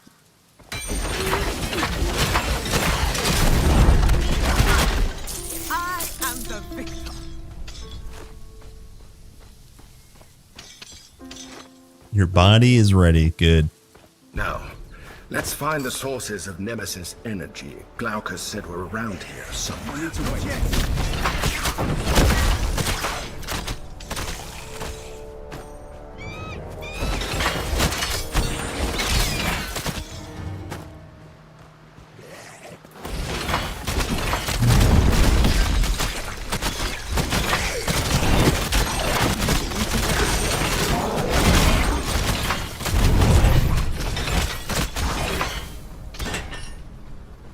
Yeah, that's pretty good damage.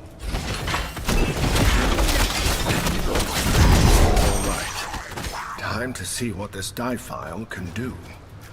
Go on. Try to absorb Nemesis energy. I just hope you can handle it.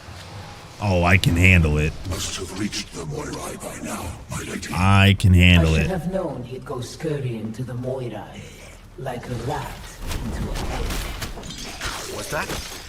Nemesis. When you absorbed her energy, it seems that you were... Is my connected body to her ready? for a moment. Actually not. I have to go to the bathroom.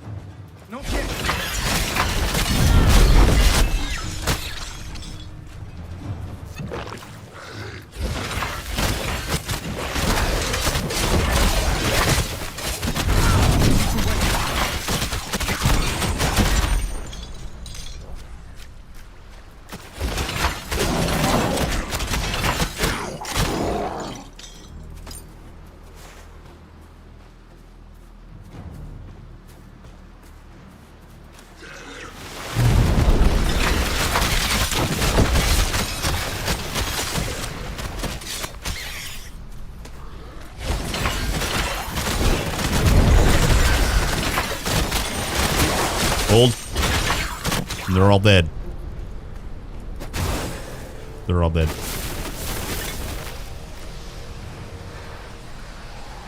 But I finished absorbing the power from the latest Titan E-Core. The E-Core. Atheans uncovered. I need more. I need to wait. The god marked is interfering. We would already have 2 more if not for that. I will deal with it. You don't think I've forgotten your past, eh? Yes. Your weakness, hold of all of you.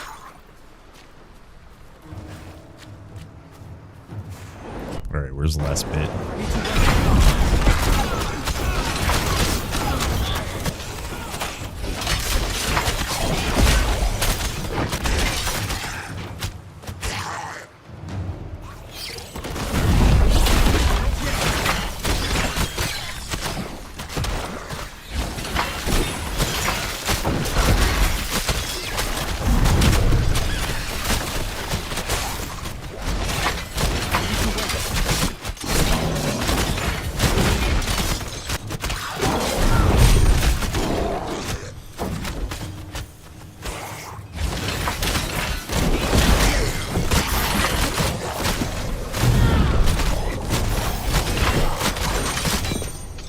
That is insane damage. Truly insane.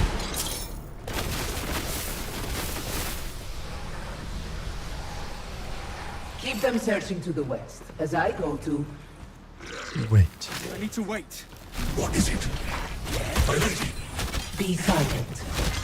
Someone is listening. What's the box? Oh, gods.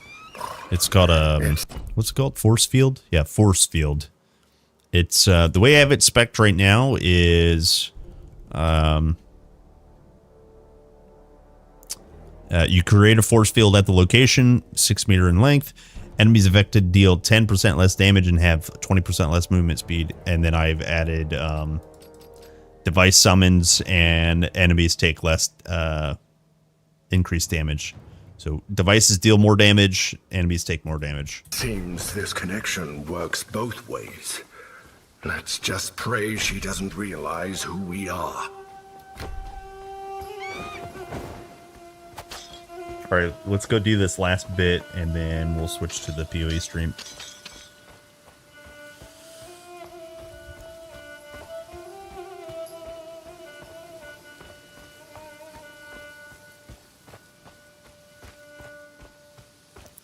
Yeah, 20 seconds.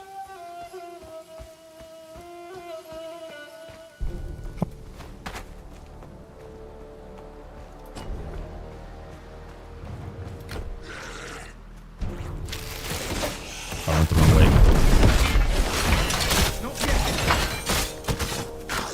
Oh, it started. What did I miss? What did I miss? Here, here we can just pause it. Just pause it.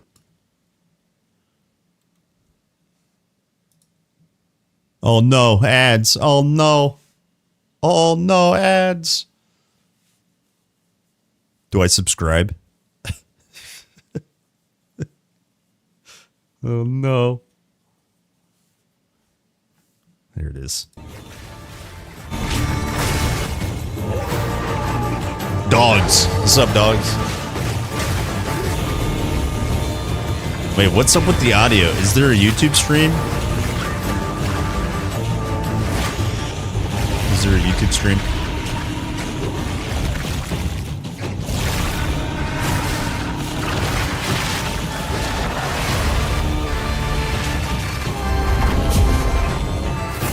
No YouTube stream. Why does it sound like ass?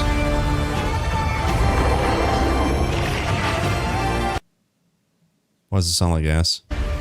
There you go. I will find you, Eve. 11 a.m. PST on December number 12. Now, as you can see, the druid is a shape-shifting elemental spellcaster. After his fellow druids were destroyed by the King in the Mists, the druid lost his humanity in the forests of Ogham, where he wandered for years as a beast. Now, finally reawakened, he's determined to find his lost wife and regain his humanity. The druid has been one of the hardest classes for us to design. As well as having human spells, he has 3 animal forms, and we wanted to make sure that there were interesting combos between all of them. The druid is our first hybrid strength and intelligence class. That means he needs to have the ability to use spells and attacks. As a human, the druid typically uses magical staves to harness the powers of the earth and the natural world. Tornado. One of the first skills you will learn is the ability to create small volcanoes from the earth. This skill spits out balls of magma at your enemies, and will continue to do so for some time. While the volcano is active, turn into an animal and wade into melee range. Dude, that Many of the skills you use as a human last for a significant period of time, giving you a good chance to turn into an animal and rage out. But how do you turn into an animal, you may ask? Well, the answer is a new weapon type that druids use, animal talismans. When you equip an animal talisman, you can choose which animal form you would like the talisman to represent. Sick. Depending on what you choose, you'll be given that animal's basic attack as a new skill to equip. For a bear, that's Maul. To turn into a bear, simply use the skill. Your character will instantly transform into a bear and attack. Cool. If you want to change back to a human, just cast a spell. You will instantly swap back and cast it. We wanted to make sure that swapping between forms was seamless and immediate. Changing forms should be something that you do without even thinking about it all the time in battle. In order to allow for hybrid melee and caster gameplay, most of the skills you use in your human form last for some time and aid your animal skills in some way. The volcano we used earlier will emit more molten balls whenever you hit it with a slam, making it perfect for use with your bear form's furious slam. While in bear form, many of your abilities use rage. There are a lot of ways to generate rage, but the easiest one is simply smash your enemies with maul. Wah. Once you see the runes on your back glowing, it means you have enough rage to do a much more devastating version of your furious slam. That's nice visual touch. Your bear form can also go on a rampage, stomping the ground as you demolish your foes. Temper tantrum. The more rage you have, the longer the rampage lasts, and doing it over a volcano makes it even better.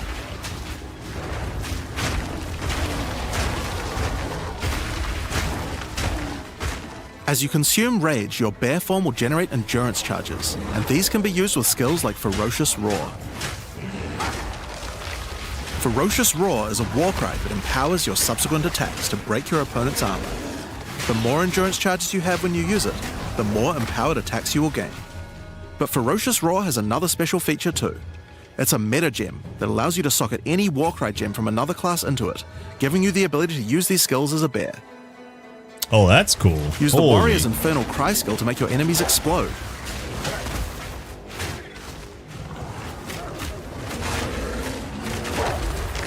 Holy. That's pretty Or cool. use Seismic Cry to stun your enemies and double up the number of slams you do.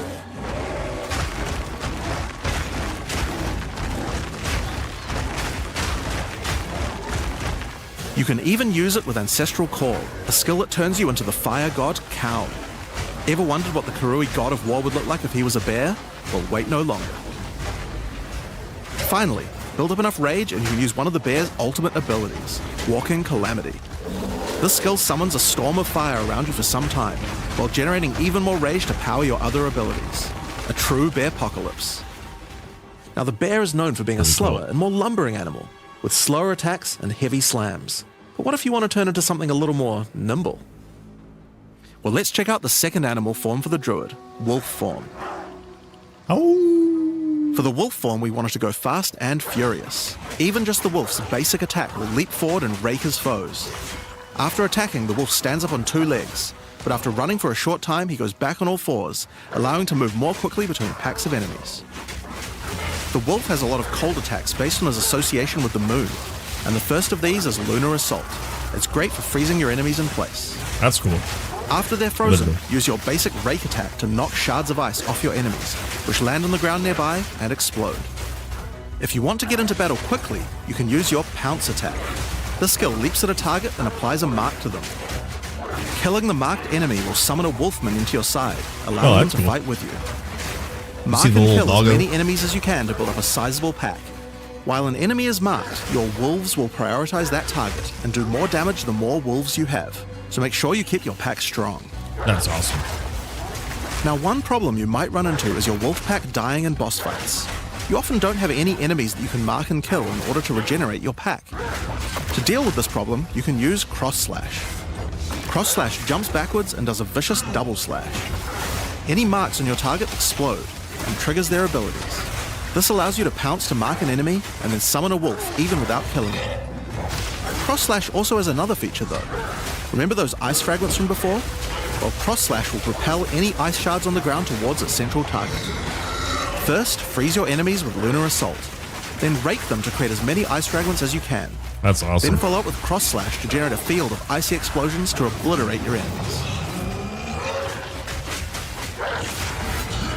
If they're still alive after that, your pack of wolves can finish them off.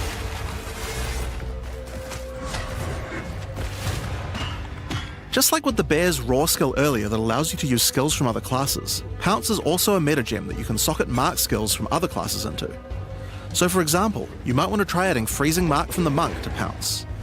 After pouncing at an enemy, Cross Slash to explode the mark and gain extra cold damage for a time. The Wolf has many other ways to go all in on cold though. Using the Arctic Howl Warcry will allow you to add cold damage and chilled ground to any slam, while buffing your pack of wolves as well. You can also use it to freeze enemies that are close to being frozen, making it much faster to use your other combos. Oh, that's so cool. Finally, the wolf also has the ability to call down the power of the moon to transform into an Arctic werewolf with Lunar Blessing. In this form, you move and attack more quickly and deal extra cold damage. Consuming Rage will extend the duration of your Arctic wolf form, so you could try a hybrid bear and wolf build if you want to utilize the skill to its full effect.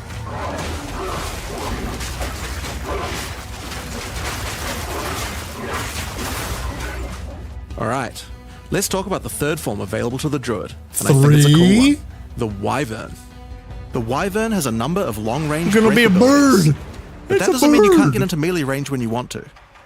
The basic attack of the Wyvern is Rend. Jump forward into combat and slash your enemies with your lethal talons. If they're close to being stunned, you can blow them off balance with a blast from your wings, causing an explosion of damage. After the battle though, it's time to feed. Devour the corpses of monsters to create power charges, and this is when the Wyvern's abilities really come online. When using Rend, you can consume a power charge to charge up your wings with lightning. Not only does this do a bunch of damage, but it allows you to turn this melee skill into a much larger AoE attack. That's crazy. Once your wings are charged, your Wing Blast will also do lightning explosions for even more damage. If your enemies are close to death, no need to wait for them to actually die. When you see this blue marker, just devour them alive. Fresh meat is much tastier after all. Alright, so those are some melee options, but how about range? Well, you wouldn't be much of a dragon if you couldn't breathe fire after all. Dragon? Rolling Magma is the first of the Wyvern's breath attacks. Spit balls of fire that bounce along the ground. These balls will trigger volcanoes as well, so it's a good idea to cast one as a human right before you start spitting. That's crazy. But that's not all you can spit. You have something a little nastier in that gullet of yours. Spitting a barrage of oil at your enemies will cover them in a viscous sludge that makes them easier to ignite. Gross. If you have power charges though, plant your wings in the ground and vomit a barrage of lightning-infused projectiles. The more power charges you have, the longer you can do this for. But make sure you keep your foes at range. You're vulnerable to melee attacks while channeling this skill. In order to help with that, let's take a quick diversion back to some of your human abilities. As a Druid of Scoth, you have the ability to harness the power of nature to create entangling vines to slow down your enemies. Another of nature's punishments is the thunderstorm. Creating one of these will create periodic strikes of lightning from the sky, and will also make your enemies wet. Why is that useful? Well, of course, things that are wet are easier to shock. Use it with lightning damage from your Wyvern form to enhance your damage. That's crazy. Making things wet also makes them easier to freeze, so it works Anyone nicely wet? with your wolf form as well. And you know what else likes water? Plants. Water your plants to give them various extra abilities. Wait, what? Use Lightning Storm with Entangle to make them last longer, and attach more vines to each enemy, slowing them further. Summon Thrashing Vines to slam at your enemies for a time. Any that are created in water will be larger and deal more damage. That's crazy. Now then, there's so with our many enemies interactions. sufficiently subdued with our plants, time to really lay into them with our lightning-infused barrage. Now, this last Wyvern ability is just ridiculous, but we felt like we had to do it. Use Flame Breath to take to the skies and rain down a stream of fire on your enemies. You have wings, so we have to take full advantage of them after all. So fly That's around awesome. and burn in it. That's so cool.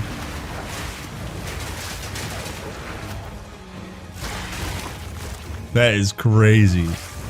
Now there are a few other skills we didn't cover, but there's one in particular that I think will open up a lot of builds. Spell Totems. Spell Totems are meta gems that let you create a totem that will automatically cast any spell in the game for a time. In order to create one, you will need to spend 3 endurance or 3 power charges. You could use them to throw fireballs, summon comets, or shower the area in lightning. Really, the options are kind of endless. Your bear form can easily generate endurance charges by consuming rage, and your wyvern form can easily create power charges by eating corpses. So it's pretty easy for the druid to get the charges needed, but they're also available from quite a few other places as well. I'm sure we'll be seeing a lot of different spellcaster classes thinking about how best to take advantage of these. Now, of course, along with a new class comes a bunch of new support gems. We've added over 30 new supports throughout the game, but I'll show you a few of the cooler ones here. Fan the Flames can be added to any wind skill to spread fire from one ignited enemy to the other enemies behind them. Yeah, that's cool. It's great for the Wyvern's Wing Blast. We can also use it on many other classes with wind skills, like the Twisters on the Huntress, or the Monk's staggering palm projectiles. Yeah, wind monk, yep. Accelerated growth causes extra explosive plants to erupt from the ground whenever you grow plants with rain. Dude, literally An a advancing druid. storm changes storm skills like your thunderstorm or tornado to move across the battlefield. It's great for watering plants en masse, or to turn tornadoes into a real disaster. Should have been by called sucking a up gardener multiple ground class. effects as they travel along. So And the that's crazy. sorceress might like to use it with Firestorm as well. Echoing Cry causes your Warcry skills to echo. They will repeat a couple more times with a delay after you use them, giving you more empowered attacks. Use it for the druid's animal form Warcries, or on the warrior for a nice power boost. Grounding Jeez. Shocks causes monsters you shock to turn into living Tesla coils, arcing lightning to nearby enemies. You could use it with your empowered wings for an extra damage boost, but it's also great with any other shocking skill. Try it out with Lightning Spear. It obviously needed more AoE clear. There's a whole pile more, but we'll leave those for you to discover. Now with the new class Holy. comes new Ascendancy classes. The Druid will have 2 options for now, with a third being released later. The first class is the Shaman. The Shaman channels nature's elemental fury and can harness rage as a spellcaster, unifying his animalistic and magical tendencies. By allocating Druidic Champion, you gain spell damage the angrier you are, and with Furious Wellspring, you generate rage continuously and can spend it to empower your spells. With the knowledge of the Asmerian Magi, the Shaman can harness untapped power from runes and idols. After allocating Wisdom of the Magi, you will notice that all runes and idols have extra mods only available to the Shaman. What the? These new mods unlock countless new possibilities for enhancing your build.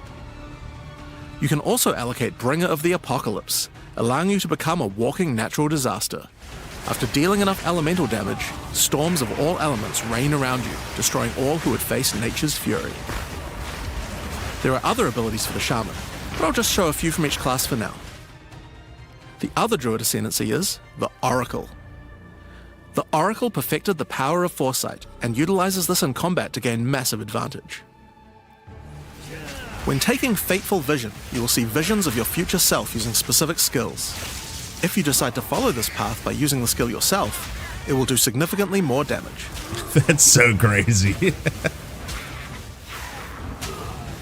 And with Converging Paths, at a critical moment in battle when a monster is vulnerable to freeze, stun, or electrocution, the Oracle can use Moment of Vulnerability to see a vision of the enemy's future, and then merge it with the current timeline, allowing him to deal damage to both. That's so cool. And one of my favorites, when you first become an Oracle, you'll notice over 130 new extra passives appear in the Druid section of the tree. By allocating the Unseen Path, you use your power of foresight to learn from alternate futures and gain skills that would otherwise be unavailable to you. Wait, are you kidding me? For example, self-sacrificing allows you to be able to summon more minions by reducing the spirit costs, with the trade-off of making your reservation skills cost more spirit. Or Corruption Endures, which allows oracles to have a small chance to avoid death. Both the Druid Ascendancies offer interesting and unique ways to gain modifiers that no other classes can get, so we're expecting a huge variety of build possibilities from these. Now there Do are you unique want more talismans skill for the Druid to use nodes as well. for the overwhelming Won't spoil skill all of tree? them, but this one was particularly cool. Here you go. Fury of the King turns your bear form into a fire demon, converting most of your damage to fire. That's cool. As a demon, you can also use Molten Crash. Look, a there's jumping more slam attack that Diablo leaves in fishes around. PoE 2 than This there is in unique Diablo also 4. continuously grants glory, Become allowing you to Diablo. use your ultimate abilities more easily. Now, of course, the Druid isn't the only thing we're adding to 040. We still have a bunch more to show. With every new release, we create a new league with new mechanics, new pinnacle bosses, and with a new story to tell. And this time is no exception. Good. So let's roll the trailer for the fate of the Vaal. Here we goes, boys. The palace of Queen Atziri. It is a ruin, but in the dark, machines still churn.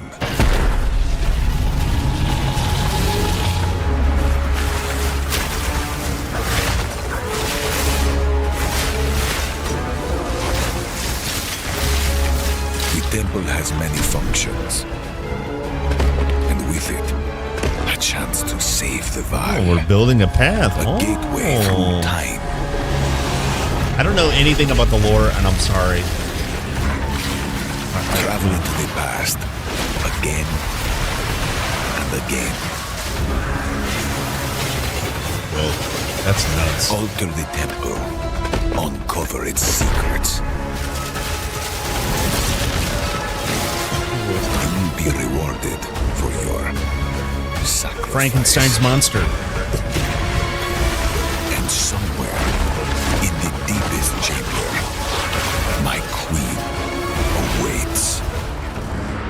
I beg of you, hear me. The beast cannot give you what you desire. You may have studied it, Is this Dorian, Boba lady? but you do not know it like I do. Look away. You guys aren't allowed to see that. Adores me. It's my last stream. Come now, give unto me your desire. At last, fulfill my soul.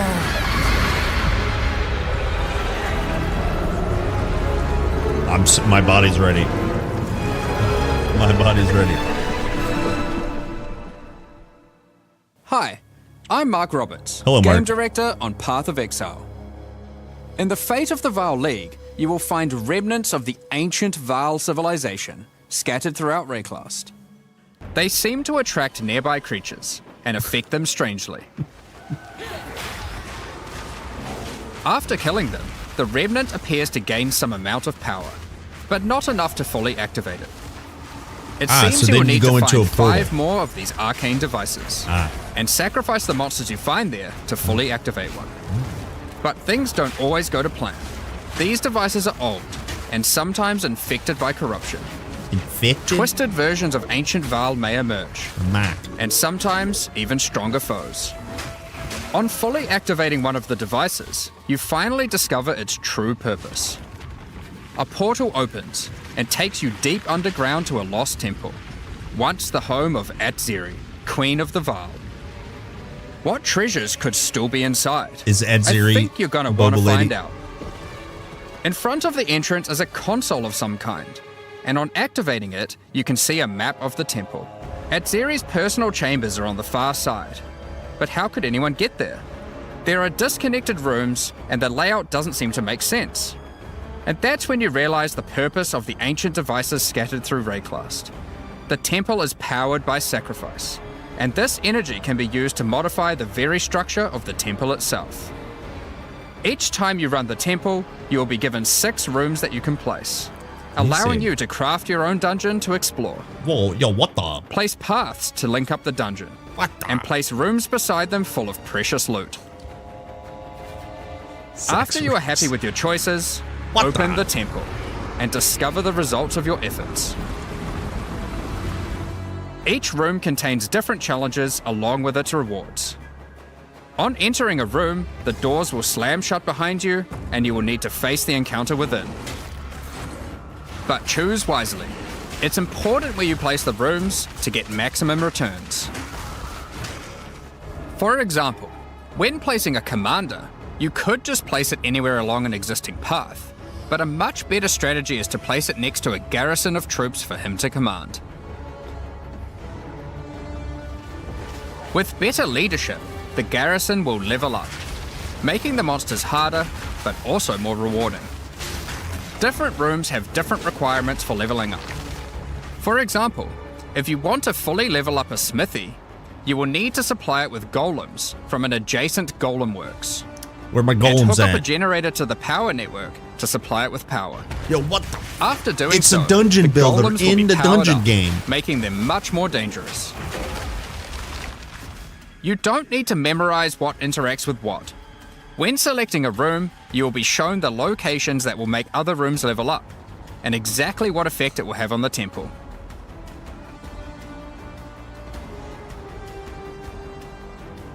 After running the temple, a few of the rooms will destabilize and be removed.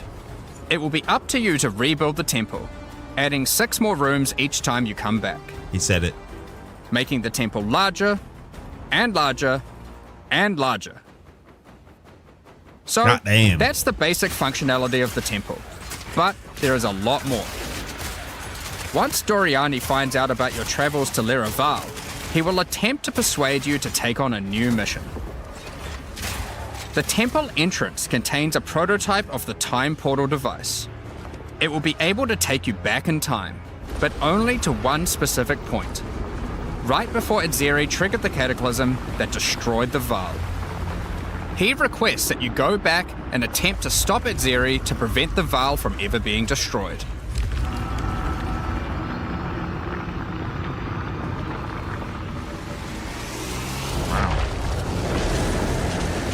Adzeri is on the far side of the temple, so you will need to expand the temple significantly to get to her. And even worse, her chambers can only be unlocked by a room that isn't currently accessible to you. In order to deal with that, you are going to need to visit the architect of the temple. Okay, on my way. To get to him, you will need to place path runes. But while doing so, you will probably want to exploit some of the Vaal technology only available in the past. Yes. Once you can travel into the past, a whole new set of rooms are available to you, and they have some pretty insane rewards. At level 1, the corruption chamber can be used to corrupt a single item. But placing it next to a thaumaturge to run the place, and a sacrificial chamber to provide soul energy, you'll be able to level it up. And it's worth it. Because once you get the room to level 3, there are some very nice rewards to be had. Tell us. In a level 3 corruption chamber, you will find this mysterious device. Ooh. It has a slot to place an item, and it only accepts items that are already corrupted. Oh. What will happen to them? I don't know. Well, normally once an item is corrupted, you can't modify it any further. But this device allows you to corrupt your item a second time, adding another enchantment. Double corrupt? This has the capability to craft some very powerful items indeed. But be warned, the Vaal are all about taking risks in the pursuit of power. There is a 50% chance that the item will be destroyed. What?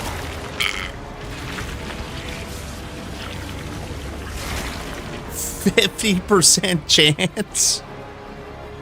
Each room has its own interesting mechanics and rewards when it levels up. Many of them contain bosses to fight, special drops, and in many cases, new crafting opportunities. For example, a level 3 alchemy lab has a nasty Vaal construct to fight, but if you can defeat it, you can find new corrupted soul cores.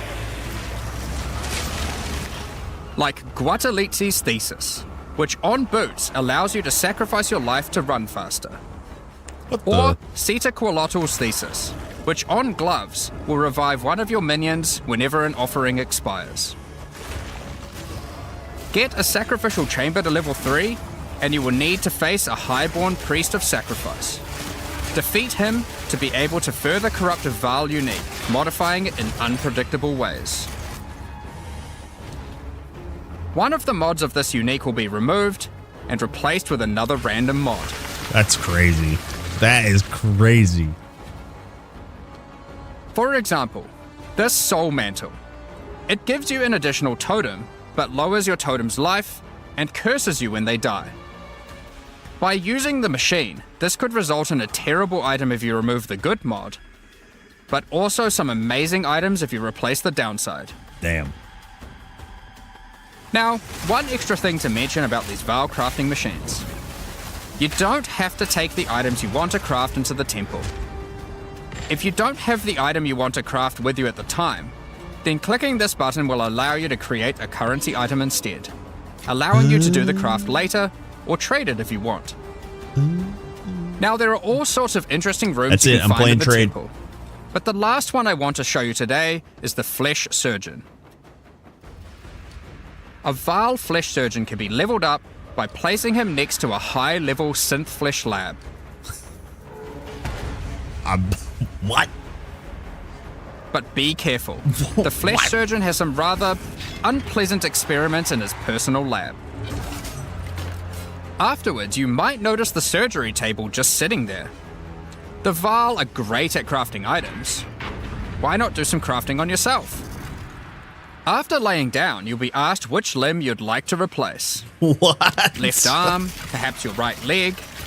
Each limb can get a different set of random bonuses, so choose wisely. After getting up from the table, try out your new limb. It seems to work fine, and even perform better than your normal one. Now, there is just one thing with replacing body parts. If you die and are resurrected, your body will return to its natural state. You might need to return to the Val Surgeons if you want another robot arm, and maybe get a better one next time. Some rooms, like the Commander, can give you a new type of reward. Medallions that can be used to manipulate the temple in other ways. Guadalupe's medallion. Using a Quippalatal's medallion will allow you to artificially boost a room, even if it doesn't meet the normal requirements to level up. And a Huatalotli's medallion will stop rooms from destabilizing when you complete a temple, allowing you to guarantee getting a reward a second time. Great if you want to stock up on double corrupts. Now, with all that aside, time to face the Architect, and you will be in for a fight.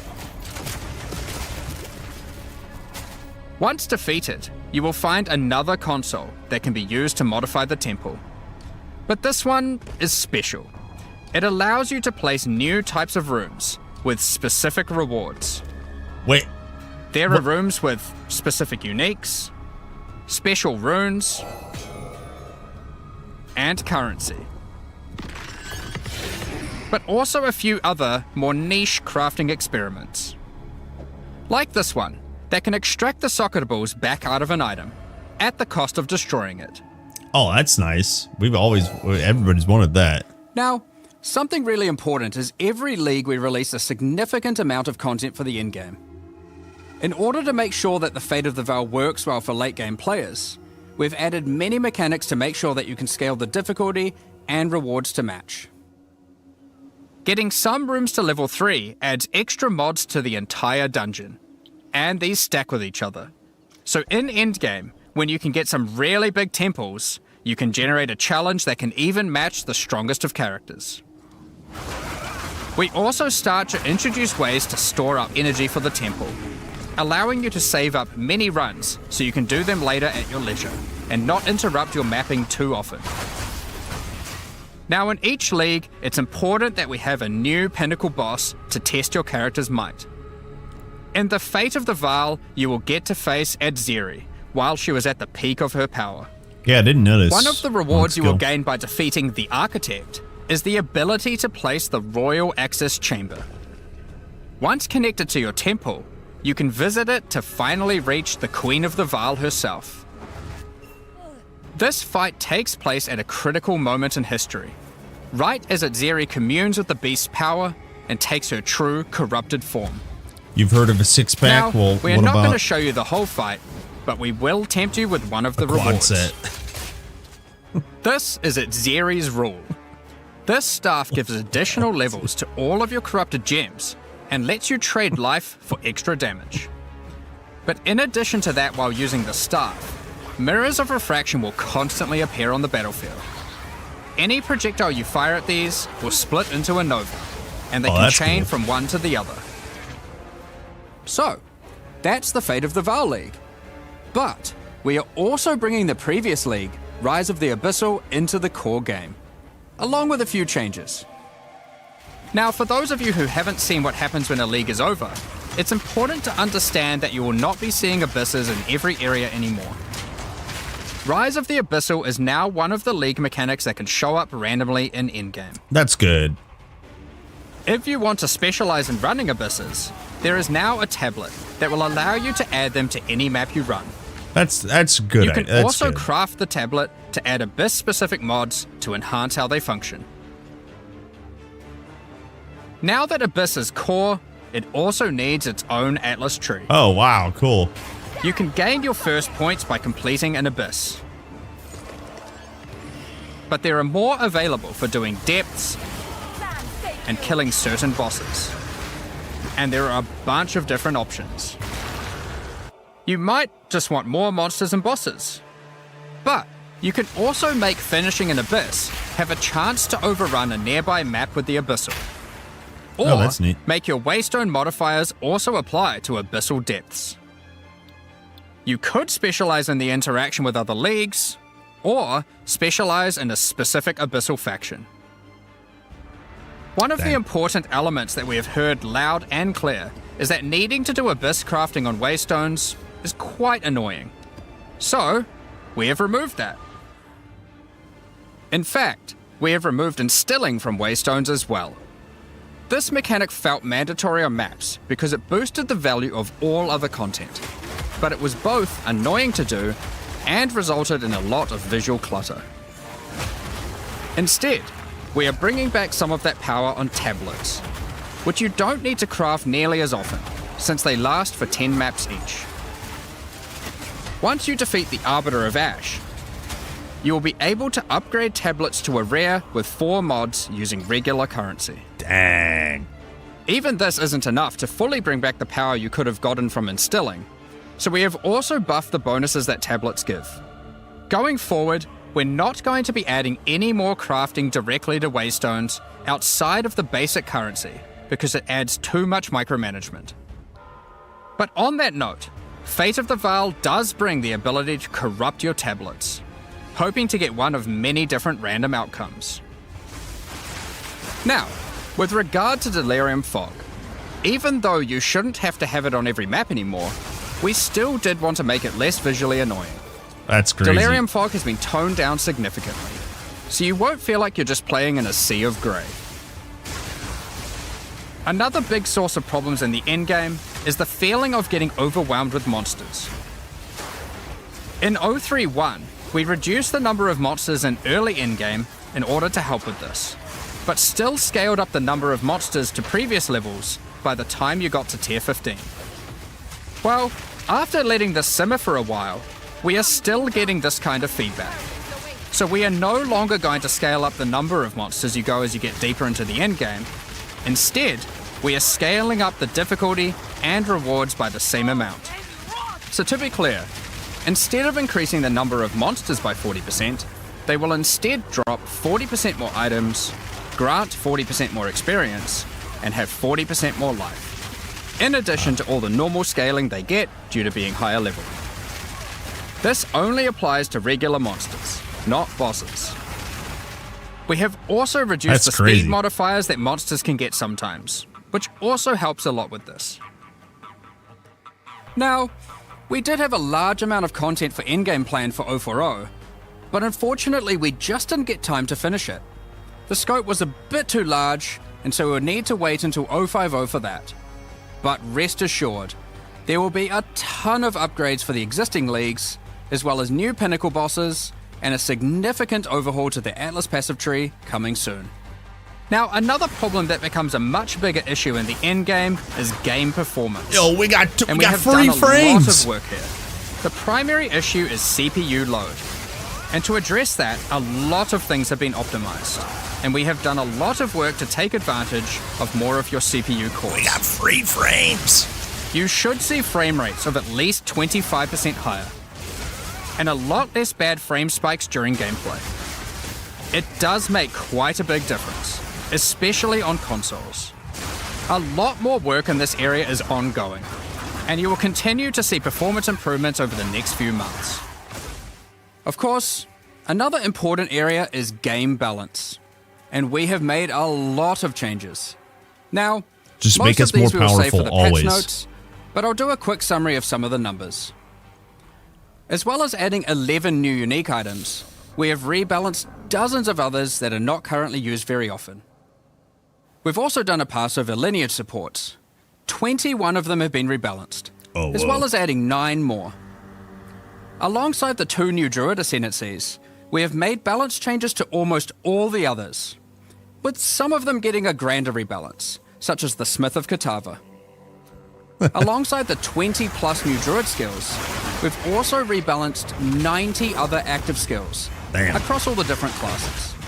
And to top it all off, there are also over 250 new passive skills added to the passive tree. These changes should go a long way to increase the viability of many more skills, uniques, and overall build variety that can tackle our most challenging content. People don't read tooltips when there's 5 Next abilities. Up, we're going to be talking about our new supporter packs. Today, we're launching 2 new series of supporter packs, the Precursor and Kalgurin packs. Each tier contains the pack's full face value in points, alongside several exclusive microtransactions. As always, the microtransactions in these packs are purely cosmetic and do not affect your character's power or progression in any way. How much do we have to pay for the druid? The Precursor series of supporter packs contains 6 exclusive microtransactions. First up, the Marble Statue Character Effect. Once you finally stay still for a moment, a podium rises up out of the ground to immortalize you, turning your skin to marble. When you next move, the stone crumbles around you. That's cool. The Precursors had mastery over gravity manipulation. So too can you, now with the Gravity Well portal. Witness the power of its pull as you approach it. You guys want Draw social in frame? enemies with your own gravitational pull with the Awakened Precursor armor set. I want that social frame. The Precursors designed and built many mysterious ancient beings. This one used to serve as a scout that would patrol and tase intruders. Why salvage gear yourself when the Master of the Forge can do it for you? Molten gold spills out as the Forge Master breaks down your items. That's one big man. The Relic of the Precursors map device is a mysterious machine that sits atop ancient colossal statues. It keeps track of the number of charges consumed on your Precursor tablets used in the device. The Kalguran pack series also contains 6 exclusive microtransactions. The Kalgurans had astounding skill in astronomy, being able to track cosmic events with absolute precision. Harnessing that skill, with the Astronomer's Level Up effect equipped, you too can now see exactly how long it took you to level up as it outputs the time in chat. Wait, you gotta pay the for time that? taken to reach your last 3 levels is also displayed on the item, so you can link it when you have a time you're proud of. I mean, that's kind of cool. It just sucks you have to pay for By that. unleashing the wrath of the lost Kalguran fleet, led formerly by Captain Heartland himself. A Kalguran seafarer needs armor fit for the treacherous seas of Rayclast. Yeah, This speedrunner. set has Yeah, you I mean, covered that's what it with is. The classic tricorn, and of course, a pig leg. The lost pig treasure leg? weapon A skins peg top leg. off your appearance Pig of a leg. true raider of the seas. Peak leg. These gilded weapons can be applied to wands, two-hand maces, and shields. Peak leg. After a long day of plundering loot, retreat to the Kraken's Cove hideout, a home of some of the most deadly, ocean-dwelling creatures in Rayclast. Many ships have met their demise here. What better to accompany you in Kraken's Cove than a kraken itself? Replace your stash with a dormant kraken, waiting for its prey. As you approach, it will awaken and terrify both you and any guests in your hideout. Alongside this, an extra stash skin item will be granted to you, and when placed, will automatically open to any stash tab set with the currency affinity, to help having to navigate through your tabs. Additionally, any microtransactions from these supporter packs will be made available for use in Path of Exile 1. Thank you very much for all your ongoing support. We're just about to start the Q&A with Ziggy D. Afterwards, at 11 AM NZ time, we'll post the patch notes. With release at the end of next week, our community team will be posting crucial information you'll need for the release. Keep an eye on the news. Thanks for joining us today and checking out our latest developments. We're looking forward to playing alongside our fellow shapeshifting exiles, all while uncovering Lost Vale secrets by doing some dungeon crafting. We'll begin the Q&A shortly, so please get your questions ready. Where's the new weapon type? Well, what do you guys think? I like Ziggy D, but I don't really care much for the Q&A.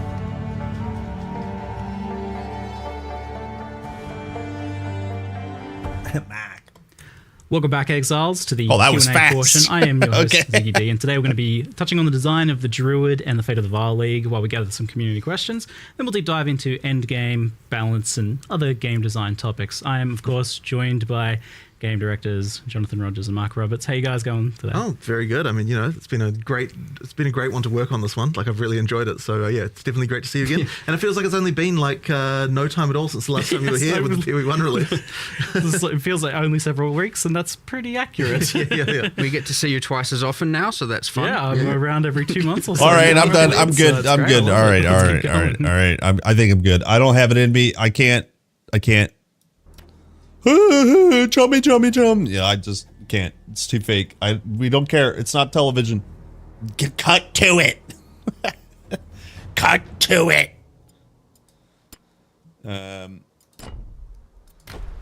I feel excited for the druid. There's a lot of quality of life, looks like, added to the game. Weirdly, honestly, I'm more excited about the performance improvements. It'll be cool to level and play for probably a week for me. Maybe a little bit longer.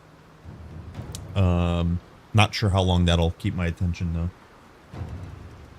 Again, literally, they did a great job for the community. I'm like a floater. I float in and out of the community, I think. That's probably the best way I can describe it. Yeah, kind of what Naomi says. I'm not upset about it, but I don't think it'll hold me for as long. I could be completely wrong, because the second time I played PoE2, I got really addicted. So, it could be the same case here. So, anyways, yeah, great patch. Looking forward to it, honestly. Yeah, it'll definitely be cool. The timing is really weird.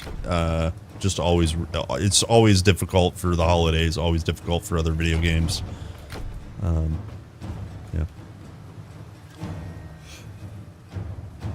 New weapon type. Yeah, would have been probably ideal. Hella Nyers. How do I feel about the dev stream? It was okay.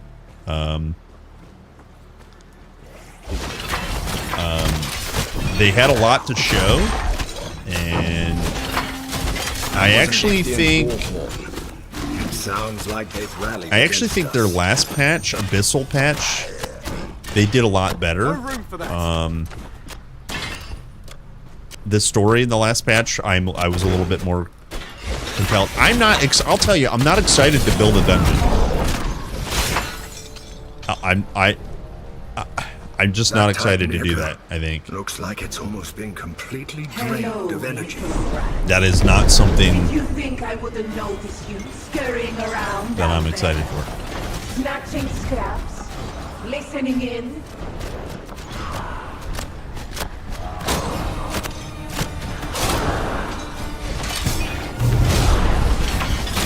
You're just a blind corn of the Moirai. Because of them, there's no more suffering than you can imagine. Is that it? Yo, Dark Is it Essence. over? Is it safe to fully absorb the Nemesis energy now?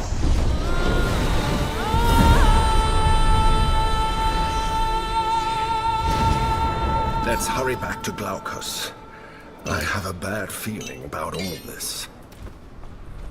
We got a Dark Essence. Okay, back to Glaucus. Building Temple and PoE sucked as well. Yeah, didn't Wolson do something like that as well? Do you guys remember that game, Wolson?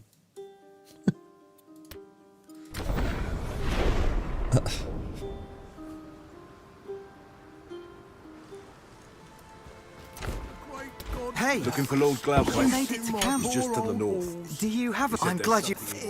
she... a strong... then... a strong... Lord... to do when you get back home.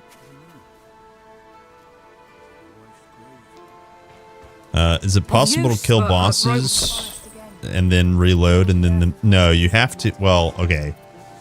You do it differently in this game. So I've already killed this bird boss. I've already killed the bird, Ajax, and he drops his feather. You turn in the boss essence, essentially, to the ritual totem over here or in your other major city. Use remnants. Then you can go back to that bird and just summon him again. You don't go... If you go to main menu, he will not respawn, but you can get him to respawn using that method I just showed you. So you can farm bosses, you just don't farm bosses the way you did in TQ1.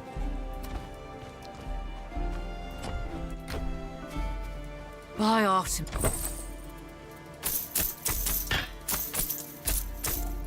What do we have here?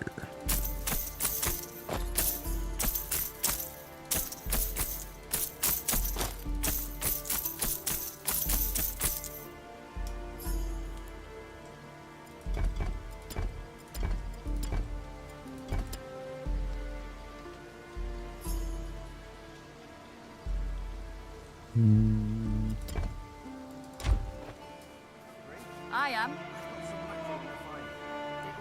It's new. It's new to me, so I'm excited for the dungeon. Yeah, that's fair. I mean, it totally is. One of my things, and I want to articulate this correctly so that you guys know that I'm not like upset. One of the things that I like doing is learning certain things, but there are certain things that I don't want to learn because it doesn't seem appealing or something that I want to engage in. I don't want to learn the min-max of how to optimize the best route for my dungeons. That's not something I want to learn. I would, however, like to learn how to min-max the druid's abilities and how they interact with barbarian, the warfare ability, that sort of thing. That is something I would like to learn, and like the new skill nodes and stuff. However, the new mechanic, and I could be completely wrong, it just on first look doesn't look like something that I want to spend my learning energy on. But I'm happy to learn the other things, I guess. That's the best way to articulate it. Embers of Night, how can I collect it? Do all the side quests. Every side quest, kill bosses, play the game. But yeah, they're mostly quest related. Need something magic. Oh, I found out about 10 core. Okay, speaking of, let's go do some quests to the north. Hermes Foot Relic? Yeah, I got I think I have 2 of them. It's not complete though. Oh yeah. 2 out of 3.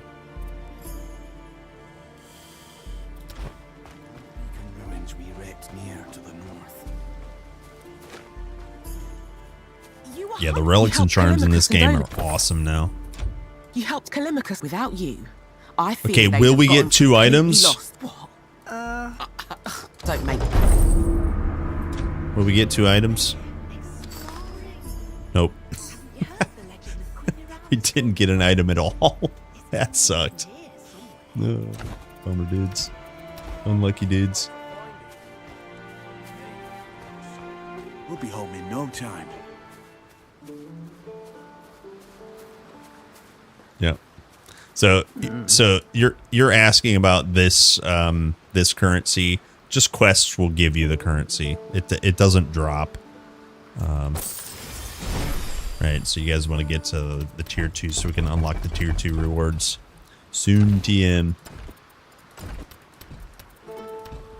Okay, so we got an active point from that. Let's see. One more point here.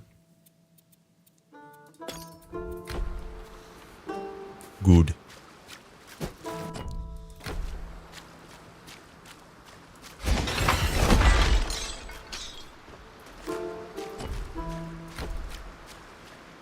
I didn't do this side quest real quick.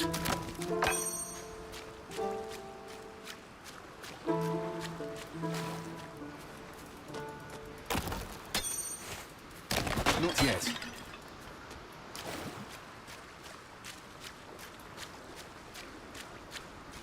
Yeah, I think being a druid in PoE is going to be a great time. Finding all the interactions with other skills, that some of the new meta gems, some of the other skills that they haven't talked about, all of that stuff is going to be great. sometimes you maybe just have a mechanic in a season that you don't care about. Sometimes that's the way it is. In PoE, that at least. Hello, Heil.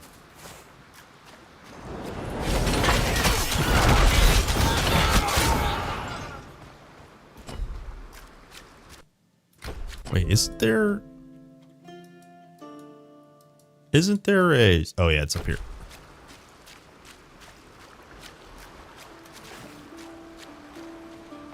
I actually think I'm pretty excited for the Wyvern form. That looks pretty dope.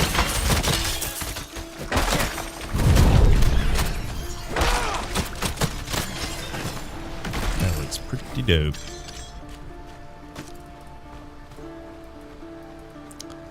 Was it the same in the end? No, I think it's better. It's the bear form is reminiscent of D4. But it is it is definitely more robust than D4. True. I think maybe hot take, Druid's probably going to be the best version, the best feature of this upcoming patch. Hot take. At least for me. I should say for me. No, I don't think the end game is botched. I just mean the seasonal mechanic. I'm not interested in it. They did make some quality of life stuff for end game things. I don't think I could summarize essentially what they did, but they added Abyssal as an option. You can specialize in Abyssal, which actually seems cool. They reduced monster density, but they increased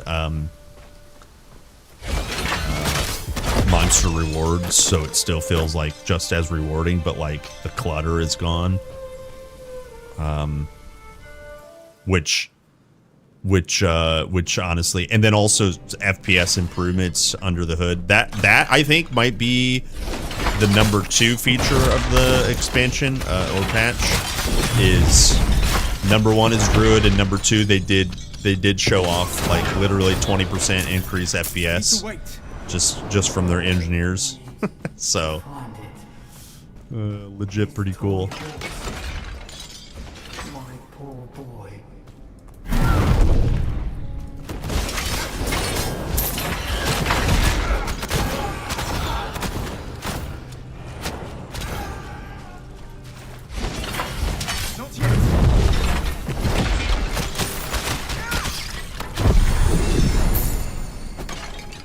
Yeah, I think that's probably best feature of the X pack.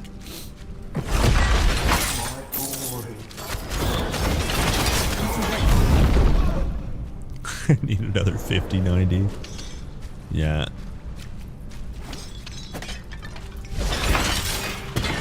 That's funny. Okay, where's this guy at? I got the toy. Where's this guy at? There he is. You found it. That whole please. What's the seasonal mechanic we got? So you build you're building your own dungeon. It's a Veil dungeon. There's a lot more Veil mechanics. You can eventually double Veil items or double corrupt items. There's all kinds of stuff like that. But essentially, you have a starting point and an end point, and it's like a randomized kind of like grid that you build in pieces and that all interconnect. Veil and Synthesis, yeah, maybe, I don't actually know, but it didn't look like something I hadn't seen before in PoE. Hard to explain because I don't have enough knowledge, I guess, but yeah, basically PoE puzzle. Yeah, and I was just like, I don't care about this at all. 0%. Some of the rooms that you go to that give you rewards, the crafting rewards and the mechanics in there are interesting, but it's probably not for me going to be compelling enough to go through building a dungeon. Yeah, we'll have to see how that goes over.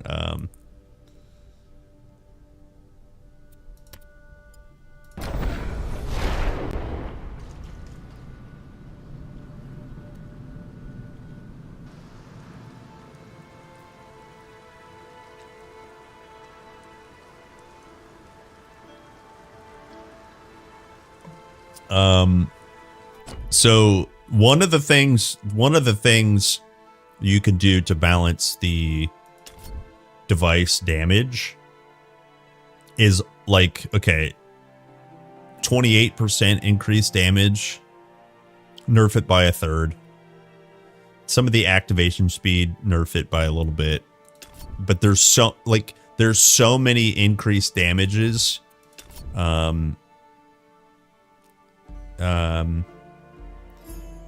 39% increased damage for 8 seconds. You can also nerf how they scale with level, like the amount of damage that they deal with level. Just tune some dials. I think maybe making costs, make it a little bit more costly to summon them might be good. The problem is it's already heavy cost at low levels when you don't have all the good nodes. But you could nerf this number by 20% kind of thing, and that'll have drastic impacts on this one here.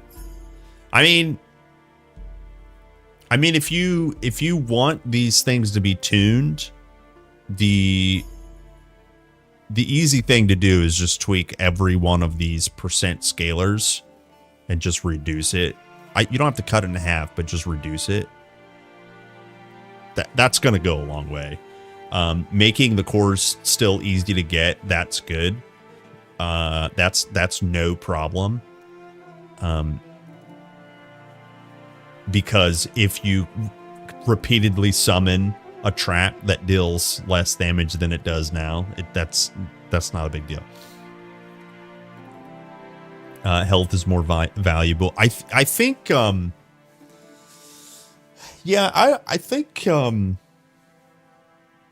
think you could tie health into a little bit of activation. This is maybe too much of a mechanic, but something I thought about is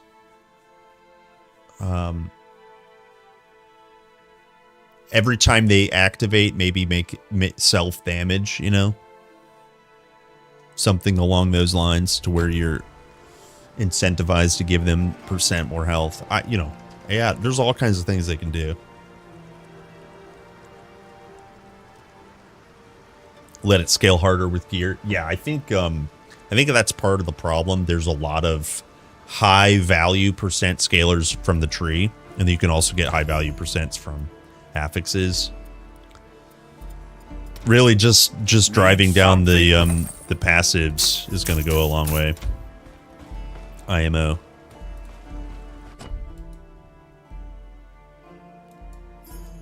Yeah, that's also true. I hope she doesn't come for us. I mean, the only thing that maybe makes sense is to make stuff, I guess equal in kill time, but that may be a lot of work.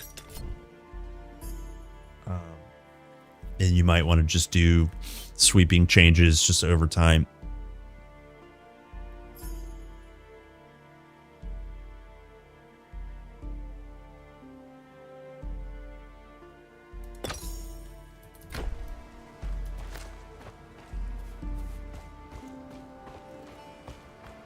But here's another thing too. Some people might not like the playstyle of like pushing 4 traps plus 2 blade traps.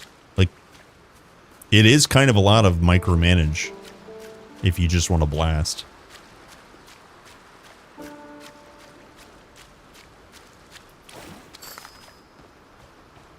They're more powerful than Super Crate. Yeah. What? It's good. Yeah, maybe. What else was I gonna do? Oh, I forgot to turn in the quest. Hold on.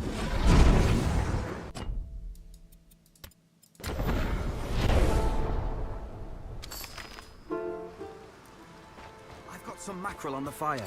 It'll be ready soon. He's out there. You ain't. I just hope he's. Will I ever do a full lore playthrough? She ate him. Maybe. Oh, gods. Oh, the guy is the vendor. I forgot.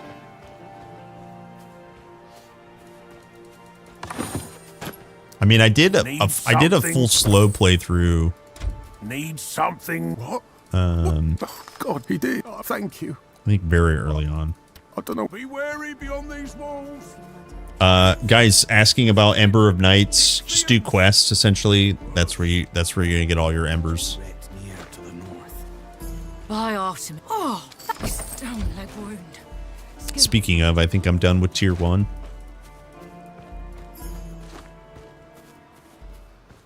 I need to wait.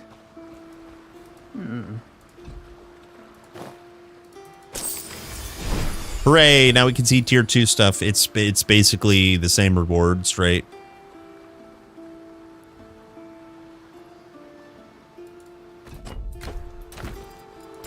Hooray! Oh, that was a passive point. Let's see.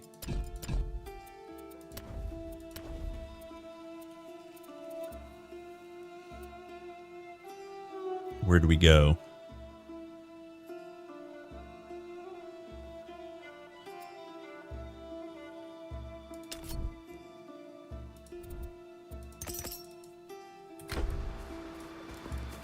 Okay, what's next?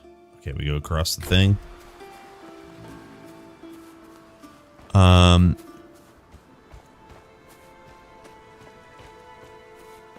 Until it's rough to estimate until we get the actual game full scaling. Yeah, I mean I agree too.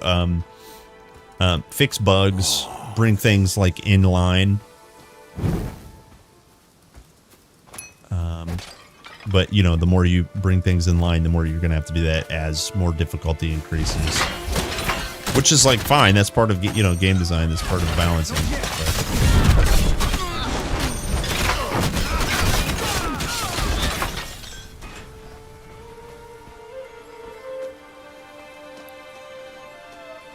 I think too that like it's definitely really important for PoE to do a better job at balancing than they're actually doing. But in terms of Titan Quest, because it's not seasonal, because it's not free to play, you're just buying a game for power fantasy, right? So you should be able to find power fantasy easily in this type of video game, and you can.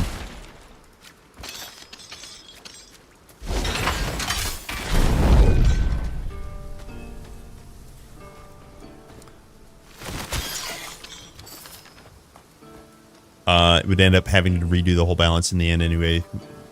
When we get the full scale, would much rather they focus on more important stuff until we get the whole game. Yeah, I agree.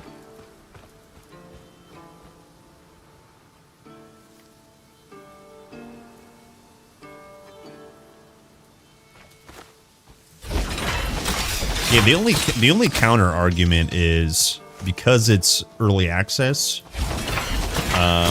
If you communicate by constantly creating imbalanced, let's just say masteries, because it could be other games too, but if you communicate to the public or whoever's going to buy your game early that here's how we intend the mastery to be, right, you might just constantly give the wrong idea. And then when you do the sweeping balancing changes, you're like, well, this isn't how it was. You know.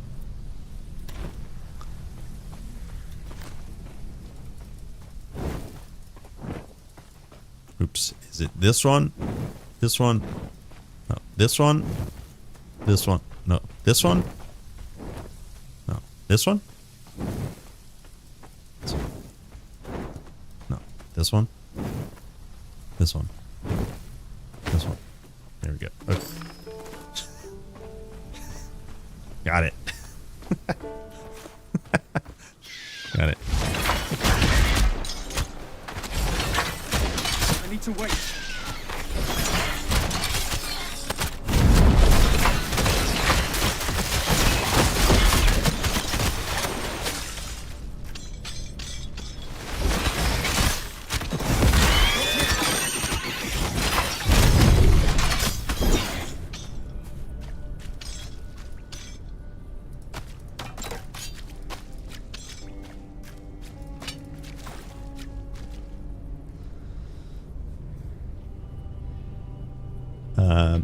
The people doing those things are taking away time from the chapters being made. Yeah, exactly. It's like programmers, game designers, system designers, level designers. You know, some of them have overlap, but like an engineer, you know, it's not always going to be working on, you know, the same, you know, set of like there's no balancing for classes that an engineer usually needs to do. So if he's working on new features for, let's just say chapter 4, 5, and 6 and all that, the other designers can be working on a little bit of balancing. It's not wasting resources per se, you know, it's just different allocations. And also, you know, devil's advocate, I guess. We don't actually know what's going on behind the scenes.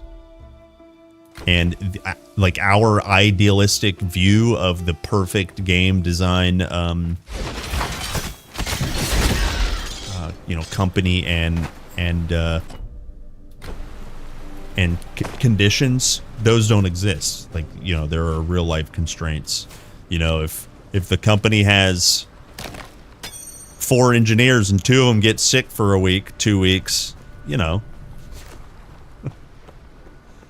some other department might pull ahead, and then they put that patch out, and then the general public might say, well, why do they put this out? This is a waste of time, when you only have, you know, one slice of the picture. That, you know what I'm saying? So basically, we don't know everything. We don't know everything that's going on.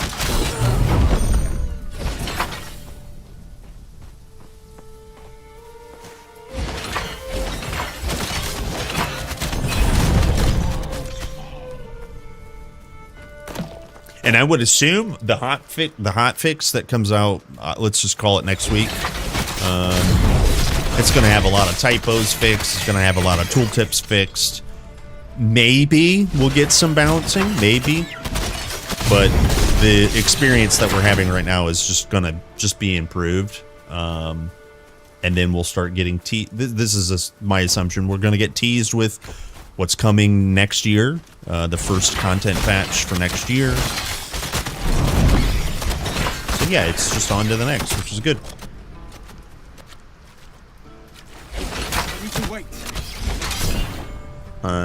What I mean is, sure, you want to tweak some numbers and shit at one shots, but right now we have so many bugs already and focusing. Yeah, right. I agree. I think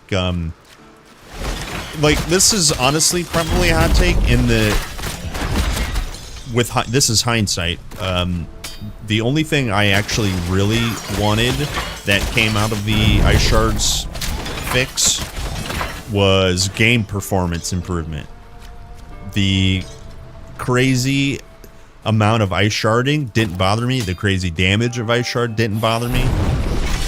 But it just highlighted how much just, you know, game performance needs to improve, you know. You know, now we got both. We got a nerf, a needed nerf. Well, I say needed nerf, but all I mean is a needed adjustment. But then also in that patch, they improved game engine performance. I think that's the biggest thing they should work on right now.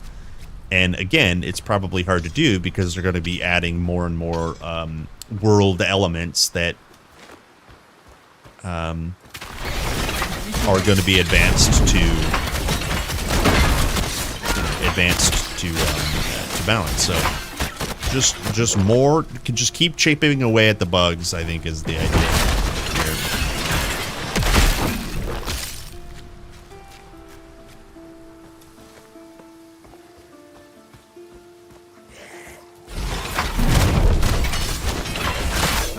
I mean, I will say though, and I said this yesterday, this has been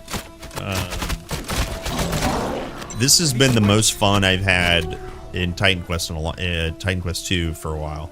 Now, to be clear, I missed, because of personal time, I missed a lot of the character creator pack, the character creator patch.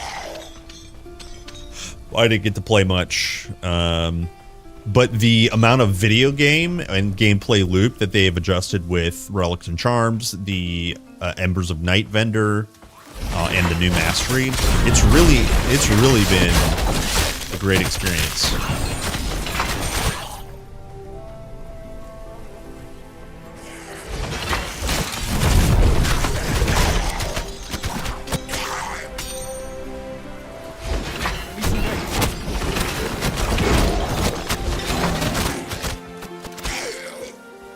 Damn, what a big chunk, boy.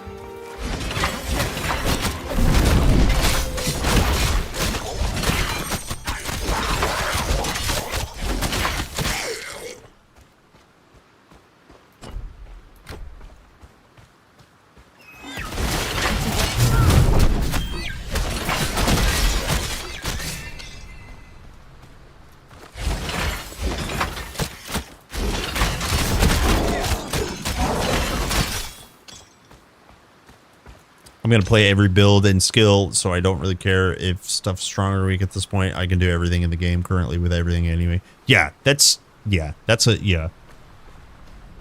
Well said.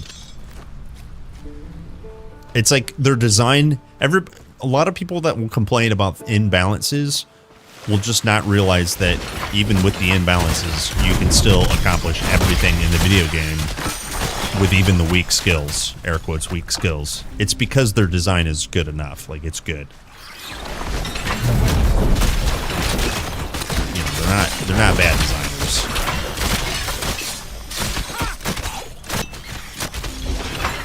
And in fact, I think the core community, like the true fans, you're not a true fan. I think the true fans, I think, are pretty happy, if I had to guess. There's always going to be haters, always, but like, I think the true fans, I think, are, I don't want to speak for everyone, but it seems like my community is pretty solid. I haven't really talked to Epic Mama and his community too much, but I'm pretty sure they're pleased as well.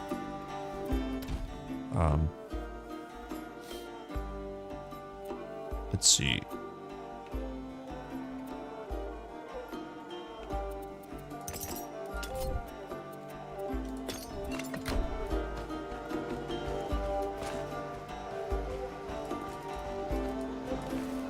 Moly root.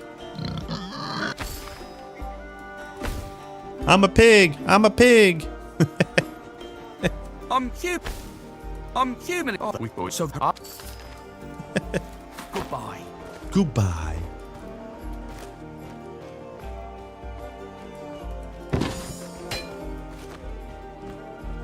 Not yet. Not yet.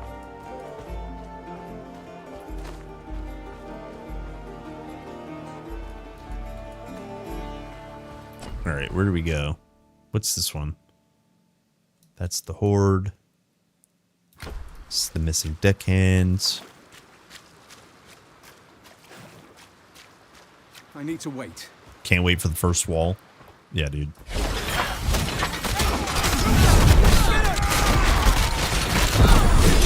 Well, it would have been the King of Tides fight, but in the dream. In the dream I had, people were complaining too much that it was too hard. And now it's easy.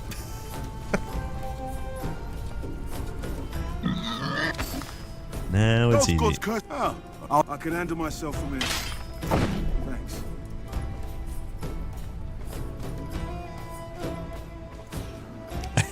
Yeah, that's true too.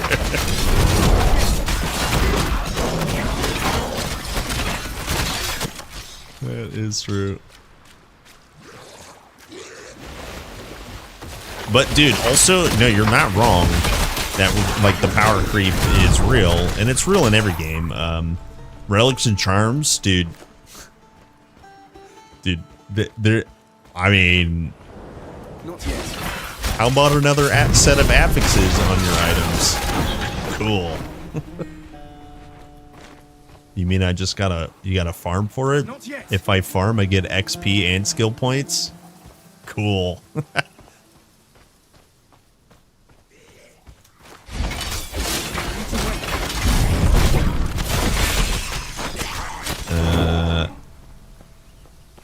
Being Finn. I don't think they changed anything to the end game, did they?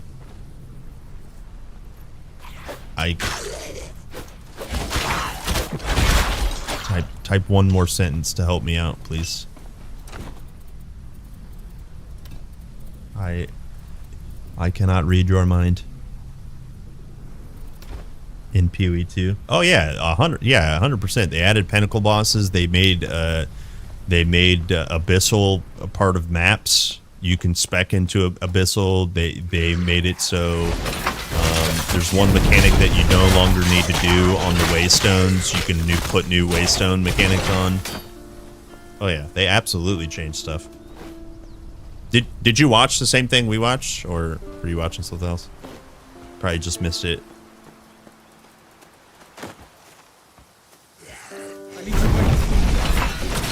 I saw minion charm that would give me 30% minion damage and stacking buff on killing stuff. I know, dude. I saw it too. Oh yeah, it's okay. Extreme. Yeah, they changed quite a bit of stuff. I think maybe previous seasons might have felt more substantial, but yeah, there have been changes. Yeah, absolutely.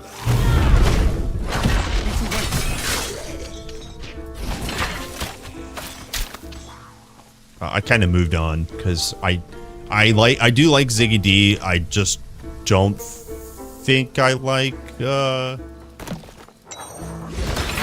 live interviews. I guess they have to be really good live interviews. Damn. So maybe I'll watch some other streamers' concise breakdown of the interview, but.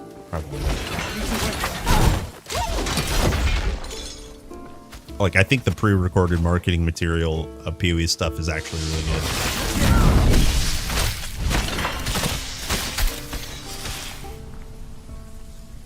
good. Ass kissing. All right, but yeah, fair enough. I just mean at least his personal content is not clickbaiting and drama filled. But that's a fair take because he is. That's why he got where he is. He's a little bit ass kissy, yeah.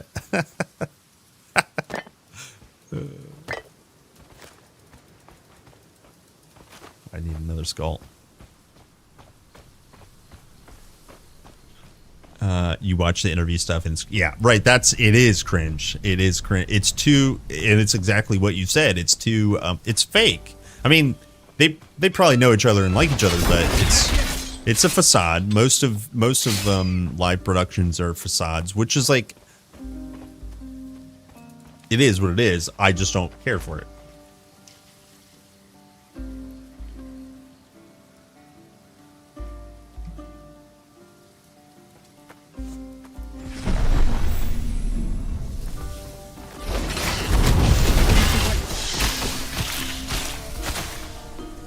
Yeah, okay, you found how to restore the memory and beat bosses. It goes to the teleport. Yeah.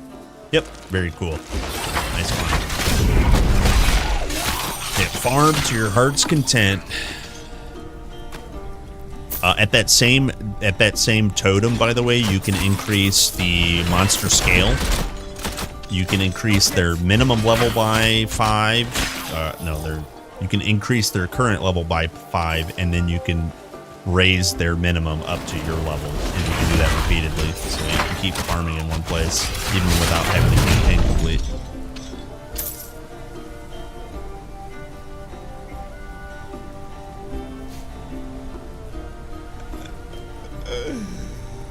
Yeah, dude. Remote tactics, dude. Yeah, dude. You guys want more damage on your pets and crits? Yes, please. Playing Saboteur next? Sick. Yeah, dude. Do it.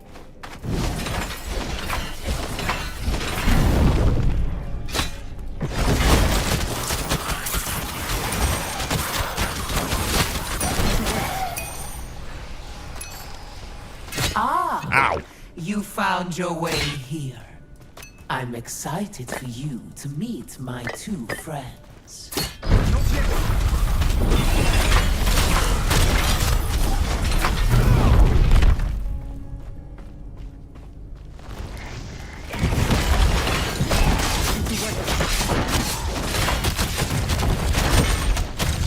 Want to complete a run without dying on Ash Stalker? Yeah, who dies on an Ash Stalker?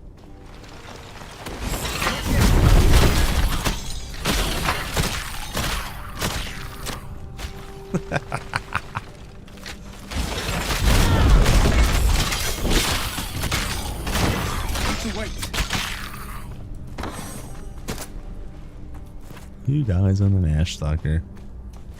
I know I don't.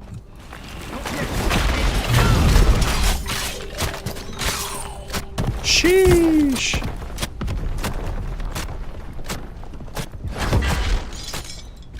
What's he shooting at?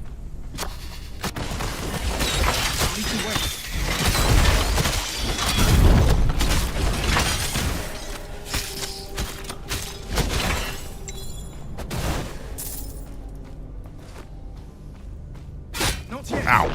All right, I missed some totems.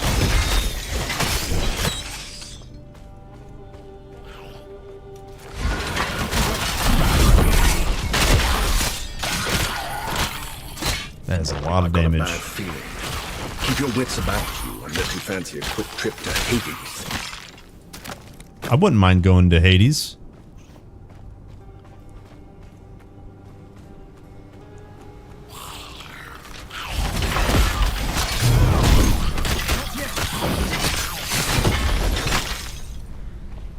Up.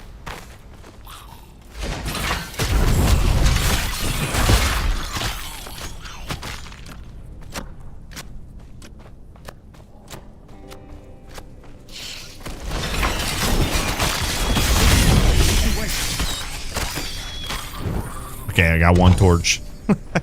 I got one torch lit. You made your way here would be a good soundbite. Ah, you made your way here.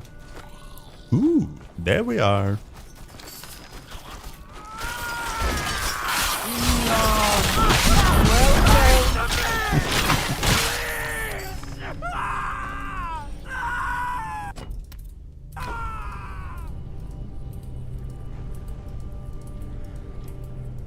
I think I got them all. It appears that it'll take more than... Mistress! How... Please, Mistress. The Ichor of Titans. If you gather enough... No, Okay. please. Time to click. Time to absorb. I got some power. Poor fool. He resisted old age for so long, but sought true immortality. So I did. How cruel of you to steal my gift. Hold, I gotta answer. Phelan, welcome.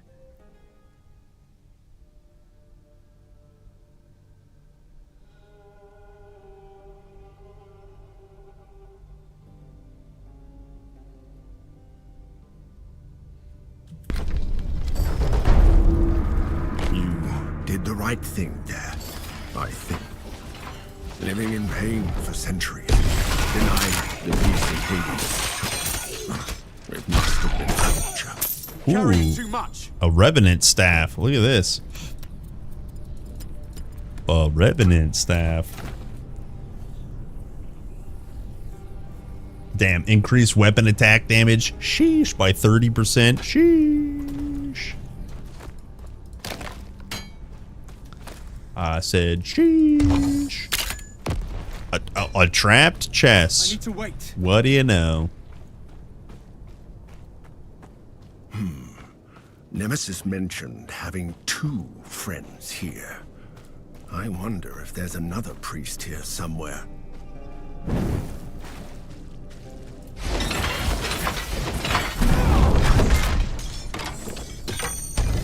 Wait, no ambush here?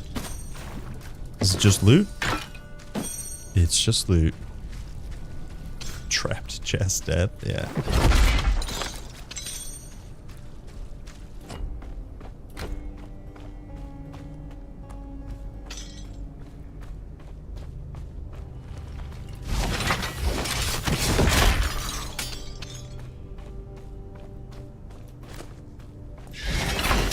Not yet.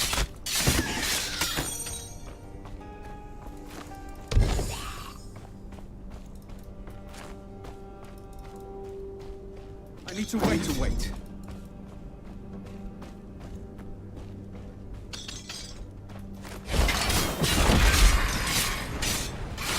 Yo, get cut.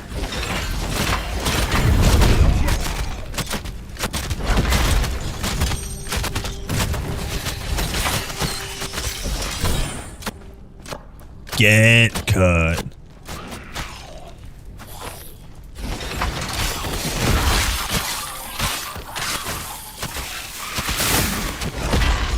Slice.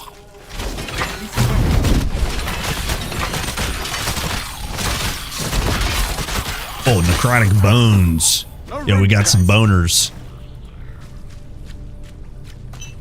Okay, how many? I think that's at least 2. Oh no, that's our first bones. That's our first bones, right? Yeah. Cool. Get some bones. Is metal wielding bugged? Probably. There's at least one bug in this game, and it has to do with ironclad and bulwark. And then I don't know if anyone else has talked about the channel of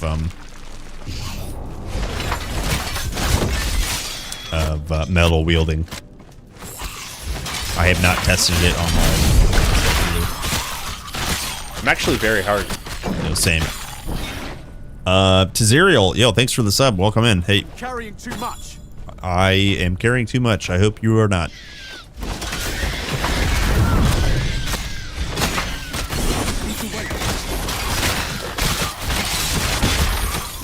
Sheesh. No room for that.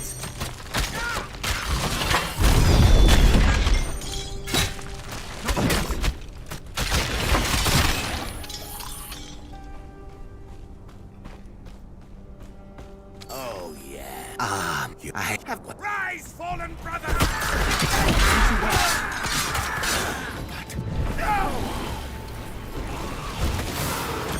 Easy. It's a non-fight. My secret force and the long centuries since. You destroyed something unique.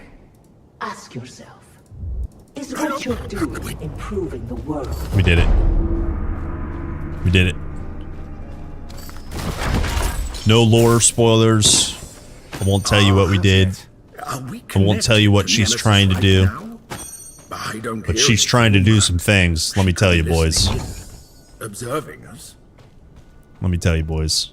We can't let those things happen. All I know is Grandpa is bad. We don't want Grandpa. Mm-mm. They're trying to get Grandpa.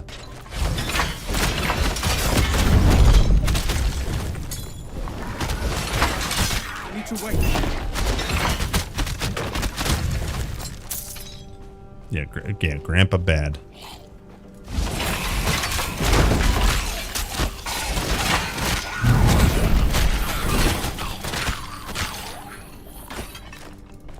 Yeah, damn it, Grandpa. Grandpa Cronus. Not yet.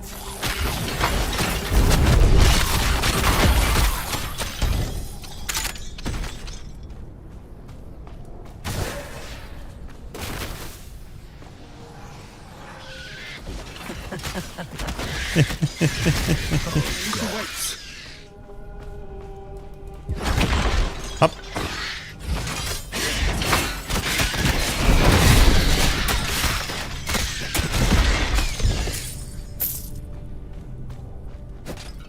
Okay, so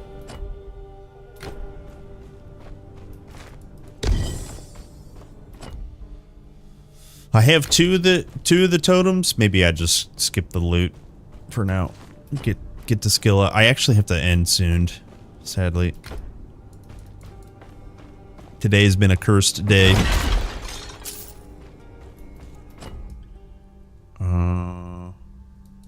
Yeah, we'll just do the rest.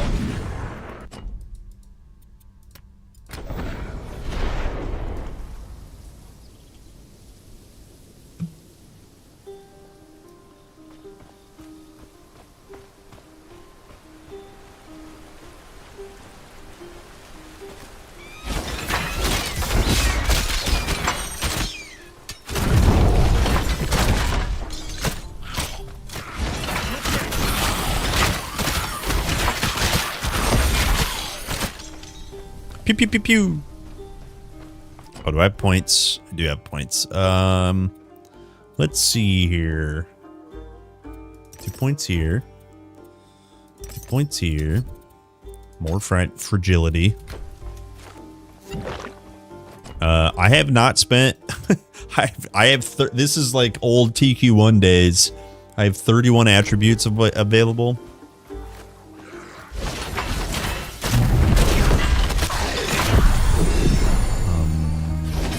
Game's hard. Game is hard. Here's our second feat here. More activations. Okay. I don't know how many. I wish we could track how many activations we have on a tooltip somewhere and that it would be active. It says 14. I don't know if that's with the 25% increase. Maybe that is.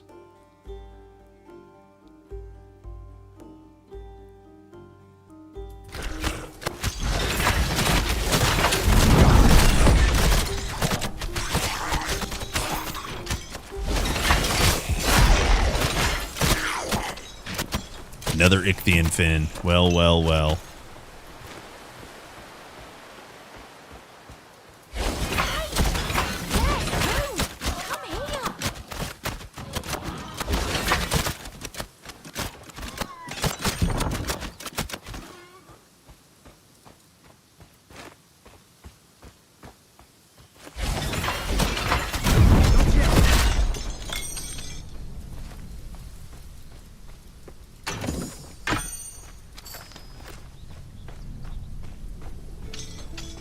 I need to wait.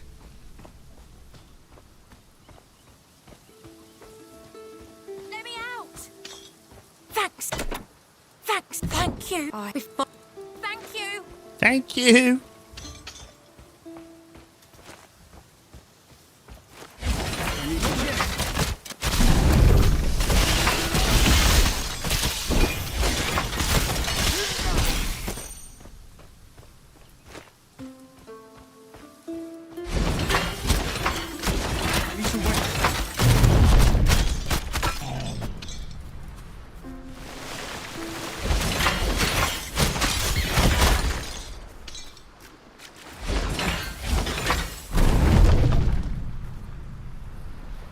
Yeah, the tooltips have changed. So, like, as an example, one of the things I've noticed quite a bit is I don't have enough might to use this bow.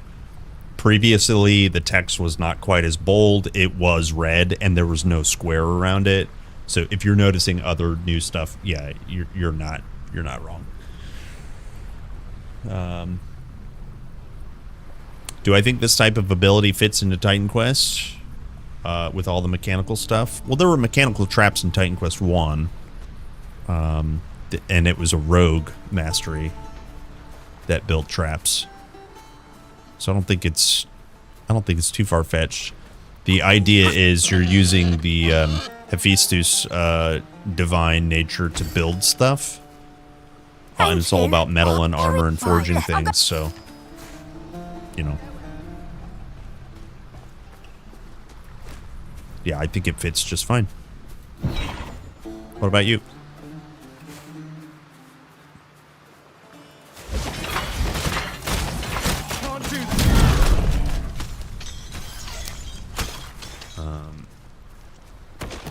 I mean, after all, gods aren't real, and this is an entire game about gods. It's a strange thing to maybe not think that the one thing that is real, like mechanical stuff, you know, fits in a video game. That's the way I look at it.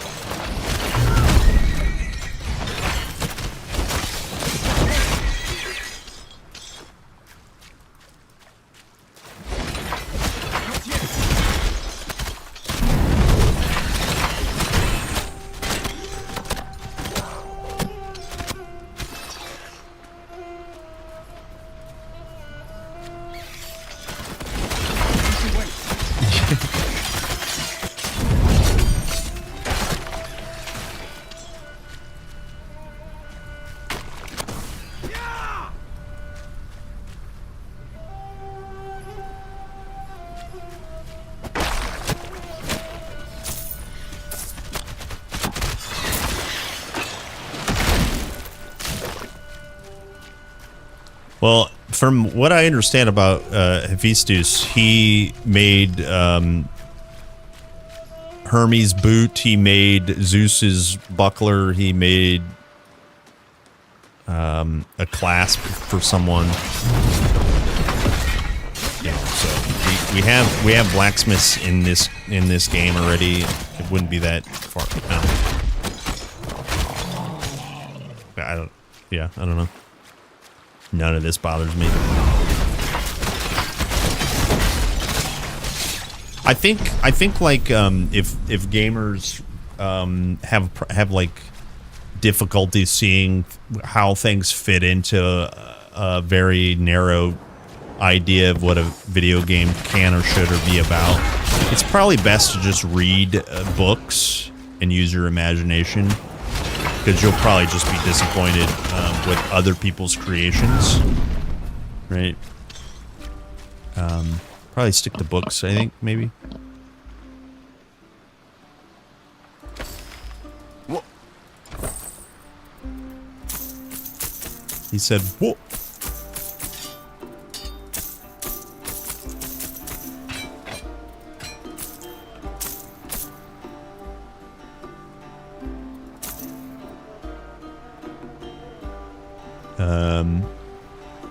Metallic sounds.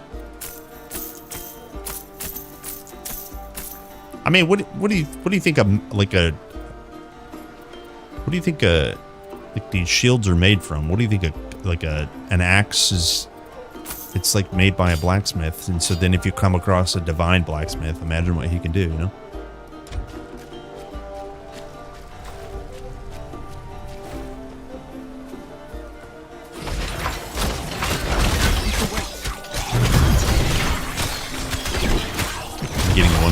Sorry, I got one guide. Over the shield. Yeah, it's yeah. Thornwall, baby.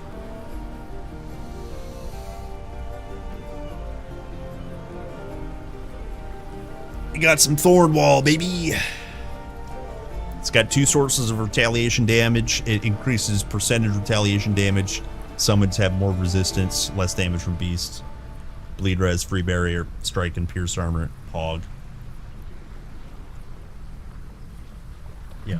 I actually have all shields now. That was the one I was missing, and I got it yesterday. Yeah, look at these. These are awesome.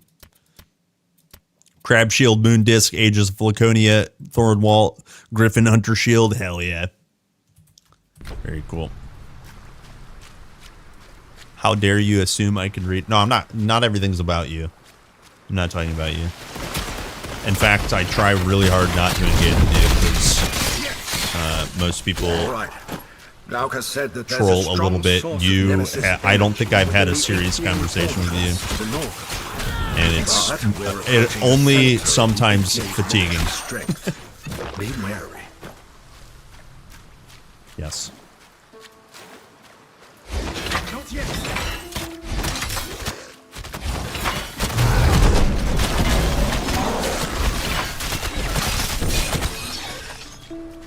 Trolling is my love language.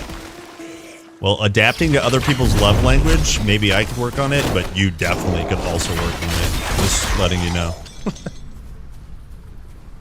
That was the nicest way of me calling you a dickhead.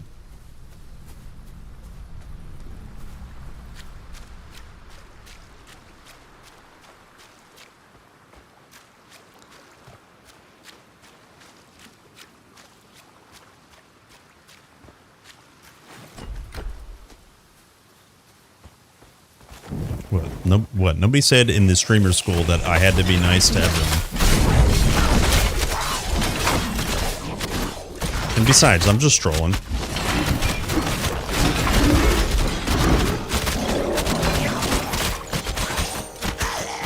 Damn. That is some good damage, boys. That's a lot of damage. How about a little more?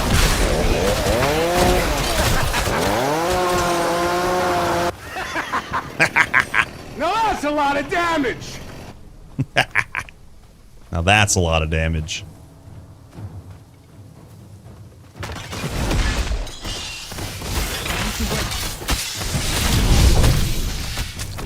Sheesh. Hello, turtles.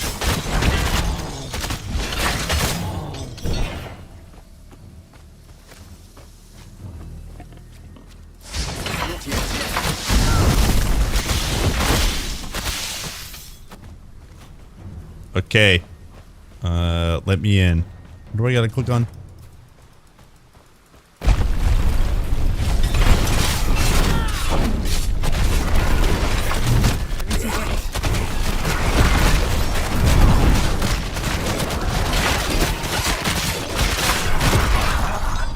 Another necrotic bones, baby. Let's see. Is that a full one? No, 2 out of 3.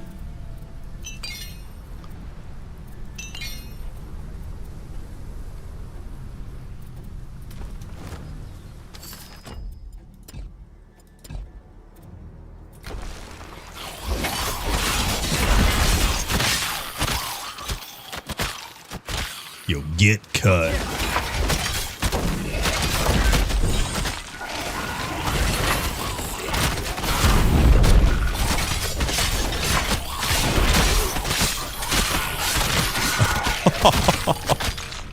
That's so good, dude. That is so good.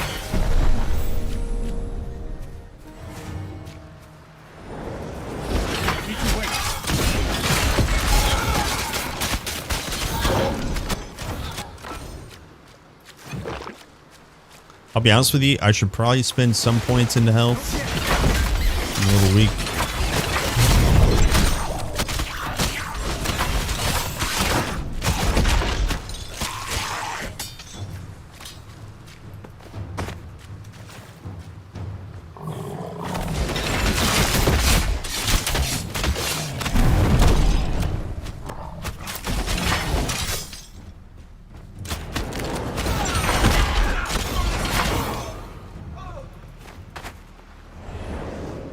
Oh, sleepy time. Thanks for hanging out, Jody. Nice to see you.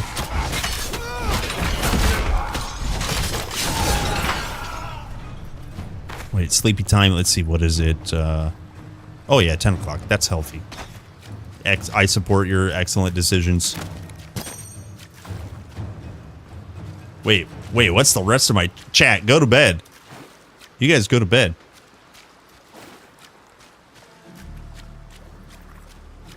Get some sleep. I need to wait.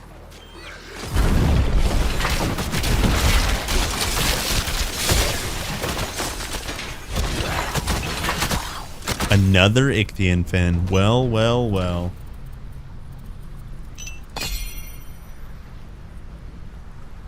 Let's see. Yeah, we have 2 of these. No, we have 3 of these. It's like we fight a lot of Ichthyians. Tiki 2 patch not going before 20. Yeah, that's fair. That's fair. Sleep is for the weak.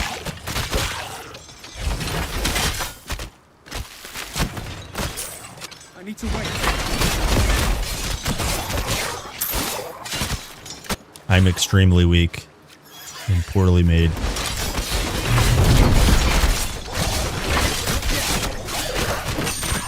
Sheesh! Another Ichthyan fin. It's like we fight a lot of Ichthyans here.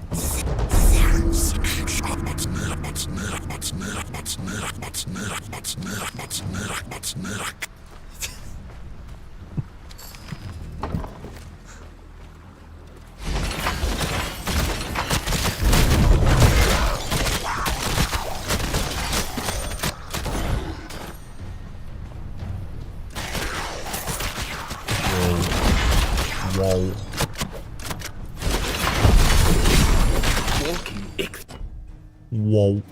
Okay, we're done with Borg cubes. Amazing. Okay, next we go... Damn,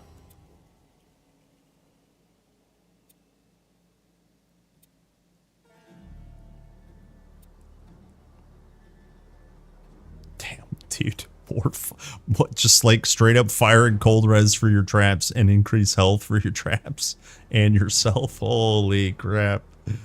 Holy crap. This one only takes 5. And it gives, wait, it gives flat fire retaliation? Are you kidding me? Dude, my next build is going to be a retaliator. Retaliator. I am the retaliator.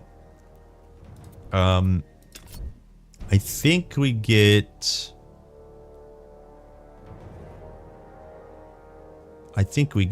this one first. Damn skeletons.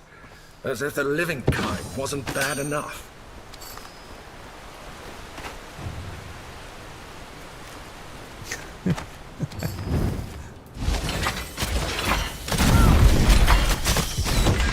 I need to wait. What's up, Baz? Yeah, I think hot fix will come sooner than I actually anticipated.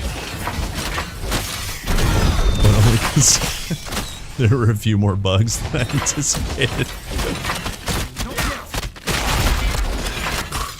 This place. Oh, the Ichthyans never stop sinking to numbers. Yeah, farm the hippo fast, boys. It's true, dude. It's true. Love the sentry. Yeah, dude. Sentry's awesome. It's a good time. It's very strong.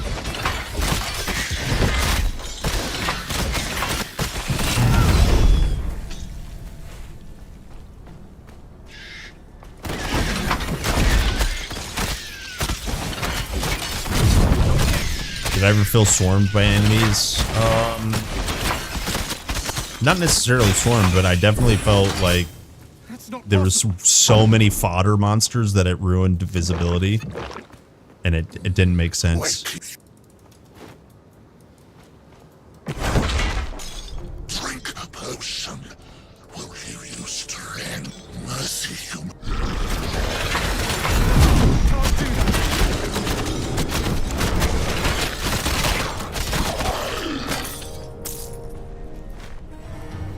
I think so. Now they're like in PoE. Now they're reducing density by like 40%, making them scale stronger, and giving them more rewards. It's essentially to remove clutter.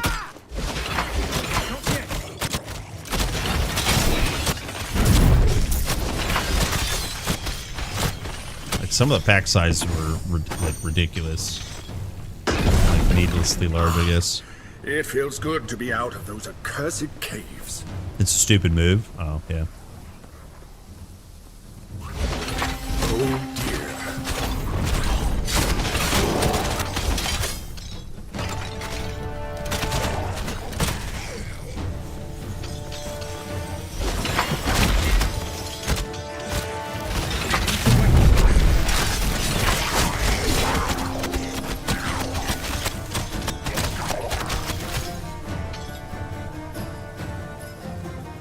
think too, like, if you don't play meta builds or like off meta builds, early mapping can be, or used to be, difficult because of the amount of mobs. If you maintain the difficulty of the less, if you scale mobs back but make them maintain their difficulty or increase their difficulty, it's a net positive, essentially. Because now you're fighting less creatures, but they're still as hard as if you were fighting more creatures. And yeah, if you're playing meta build, then less mobs feels bad.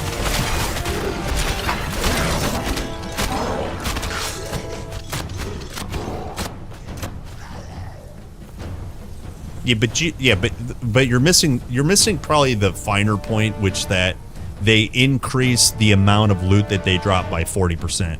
So if they cut the mobs in half or 40%, that you get 40% more currency from less monsters. That's if that's your argument, that's the part that you're probably missing. But you know, we'll have to wait and see to test it out.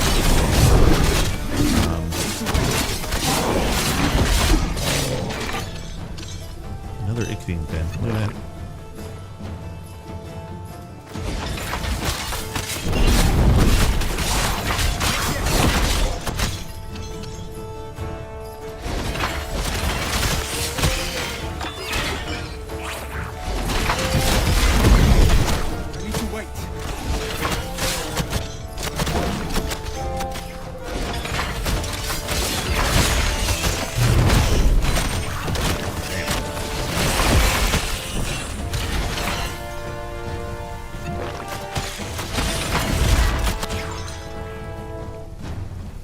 Yeah, that removing mobs, yeah. At least it was just in the early part of maps.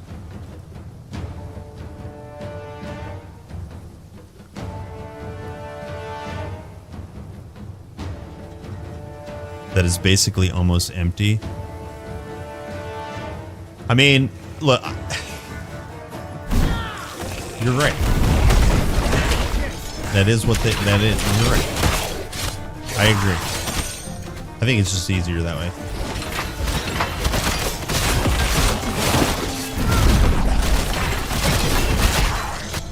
I'm used to PoE on maps. Yeah, but when you click a different icon on your desktop that says PoE 2. Yeah. No, you're right. You know what I mean? You're right. Is double activation chance any good? Yes. So essentially what that means is when it fires a bolt, when that check gets a check mark and you get double activation, it will fire 2 bolts. It's 2 bullets. That's what that means. And in the sense of a blade trap, it will spin twice. Right. So it is good. It's very good. Right. Gazzy isn't happy about it. I hate to be this way, but it's like, if you care, that's great, but like I don't care. You know what I mean? And like formulating like an opinion based on someone else's opinion about a thing that isn't out or has been tested, it's just weird. You know what I mean? So. No, the one activation, I actually don't know. It should be, I don't know. And that's one thing I think it would probably clutter up the screen. It will probably clutter up the screen. But I would like to see like numbers somewhere to see how many activations we have remaining. Maybe on the tooltip here. Right? That I think that would be really nice. So you know how like the dash has 2? It would be nice to see in numbers the amount of activations your traps have on the icon. I think that should be somewhere. But so anyways, I haven't tested the consumption of activations. Yeah, I can't answer that for you, actually. Yes, goddess. Bone warriors strong. You'll wait till they release the patch. More human lands. Find Well, it doesn't sound like you're waiting. It sounds like you've already tried to gather other people's opinions, and I know what you're saying, but it just seems seems like you're not waiting. Basically, I'm not trying to convince you one way or another, but human, the one you seek, mistress. Mistress. His head will be yours, goddess. Warriors, attack!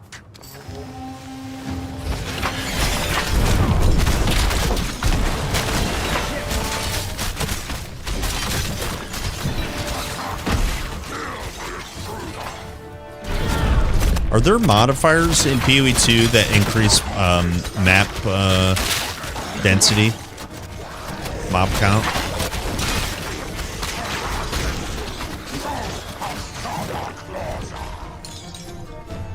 I will show you true strength.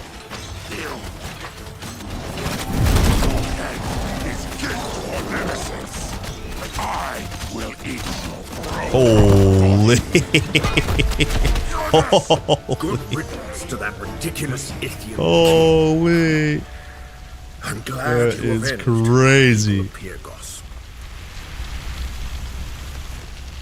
All right, topple the sentry.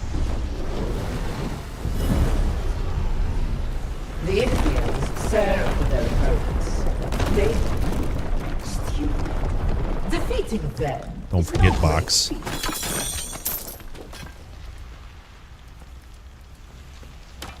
Don't forget box.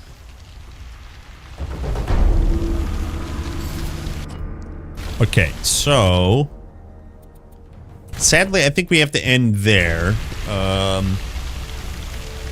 We'll finish this build tomorrow.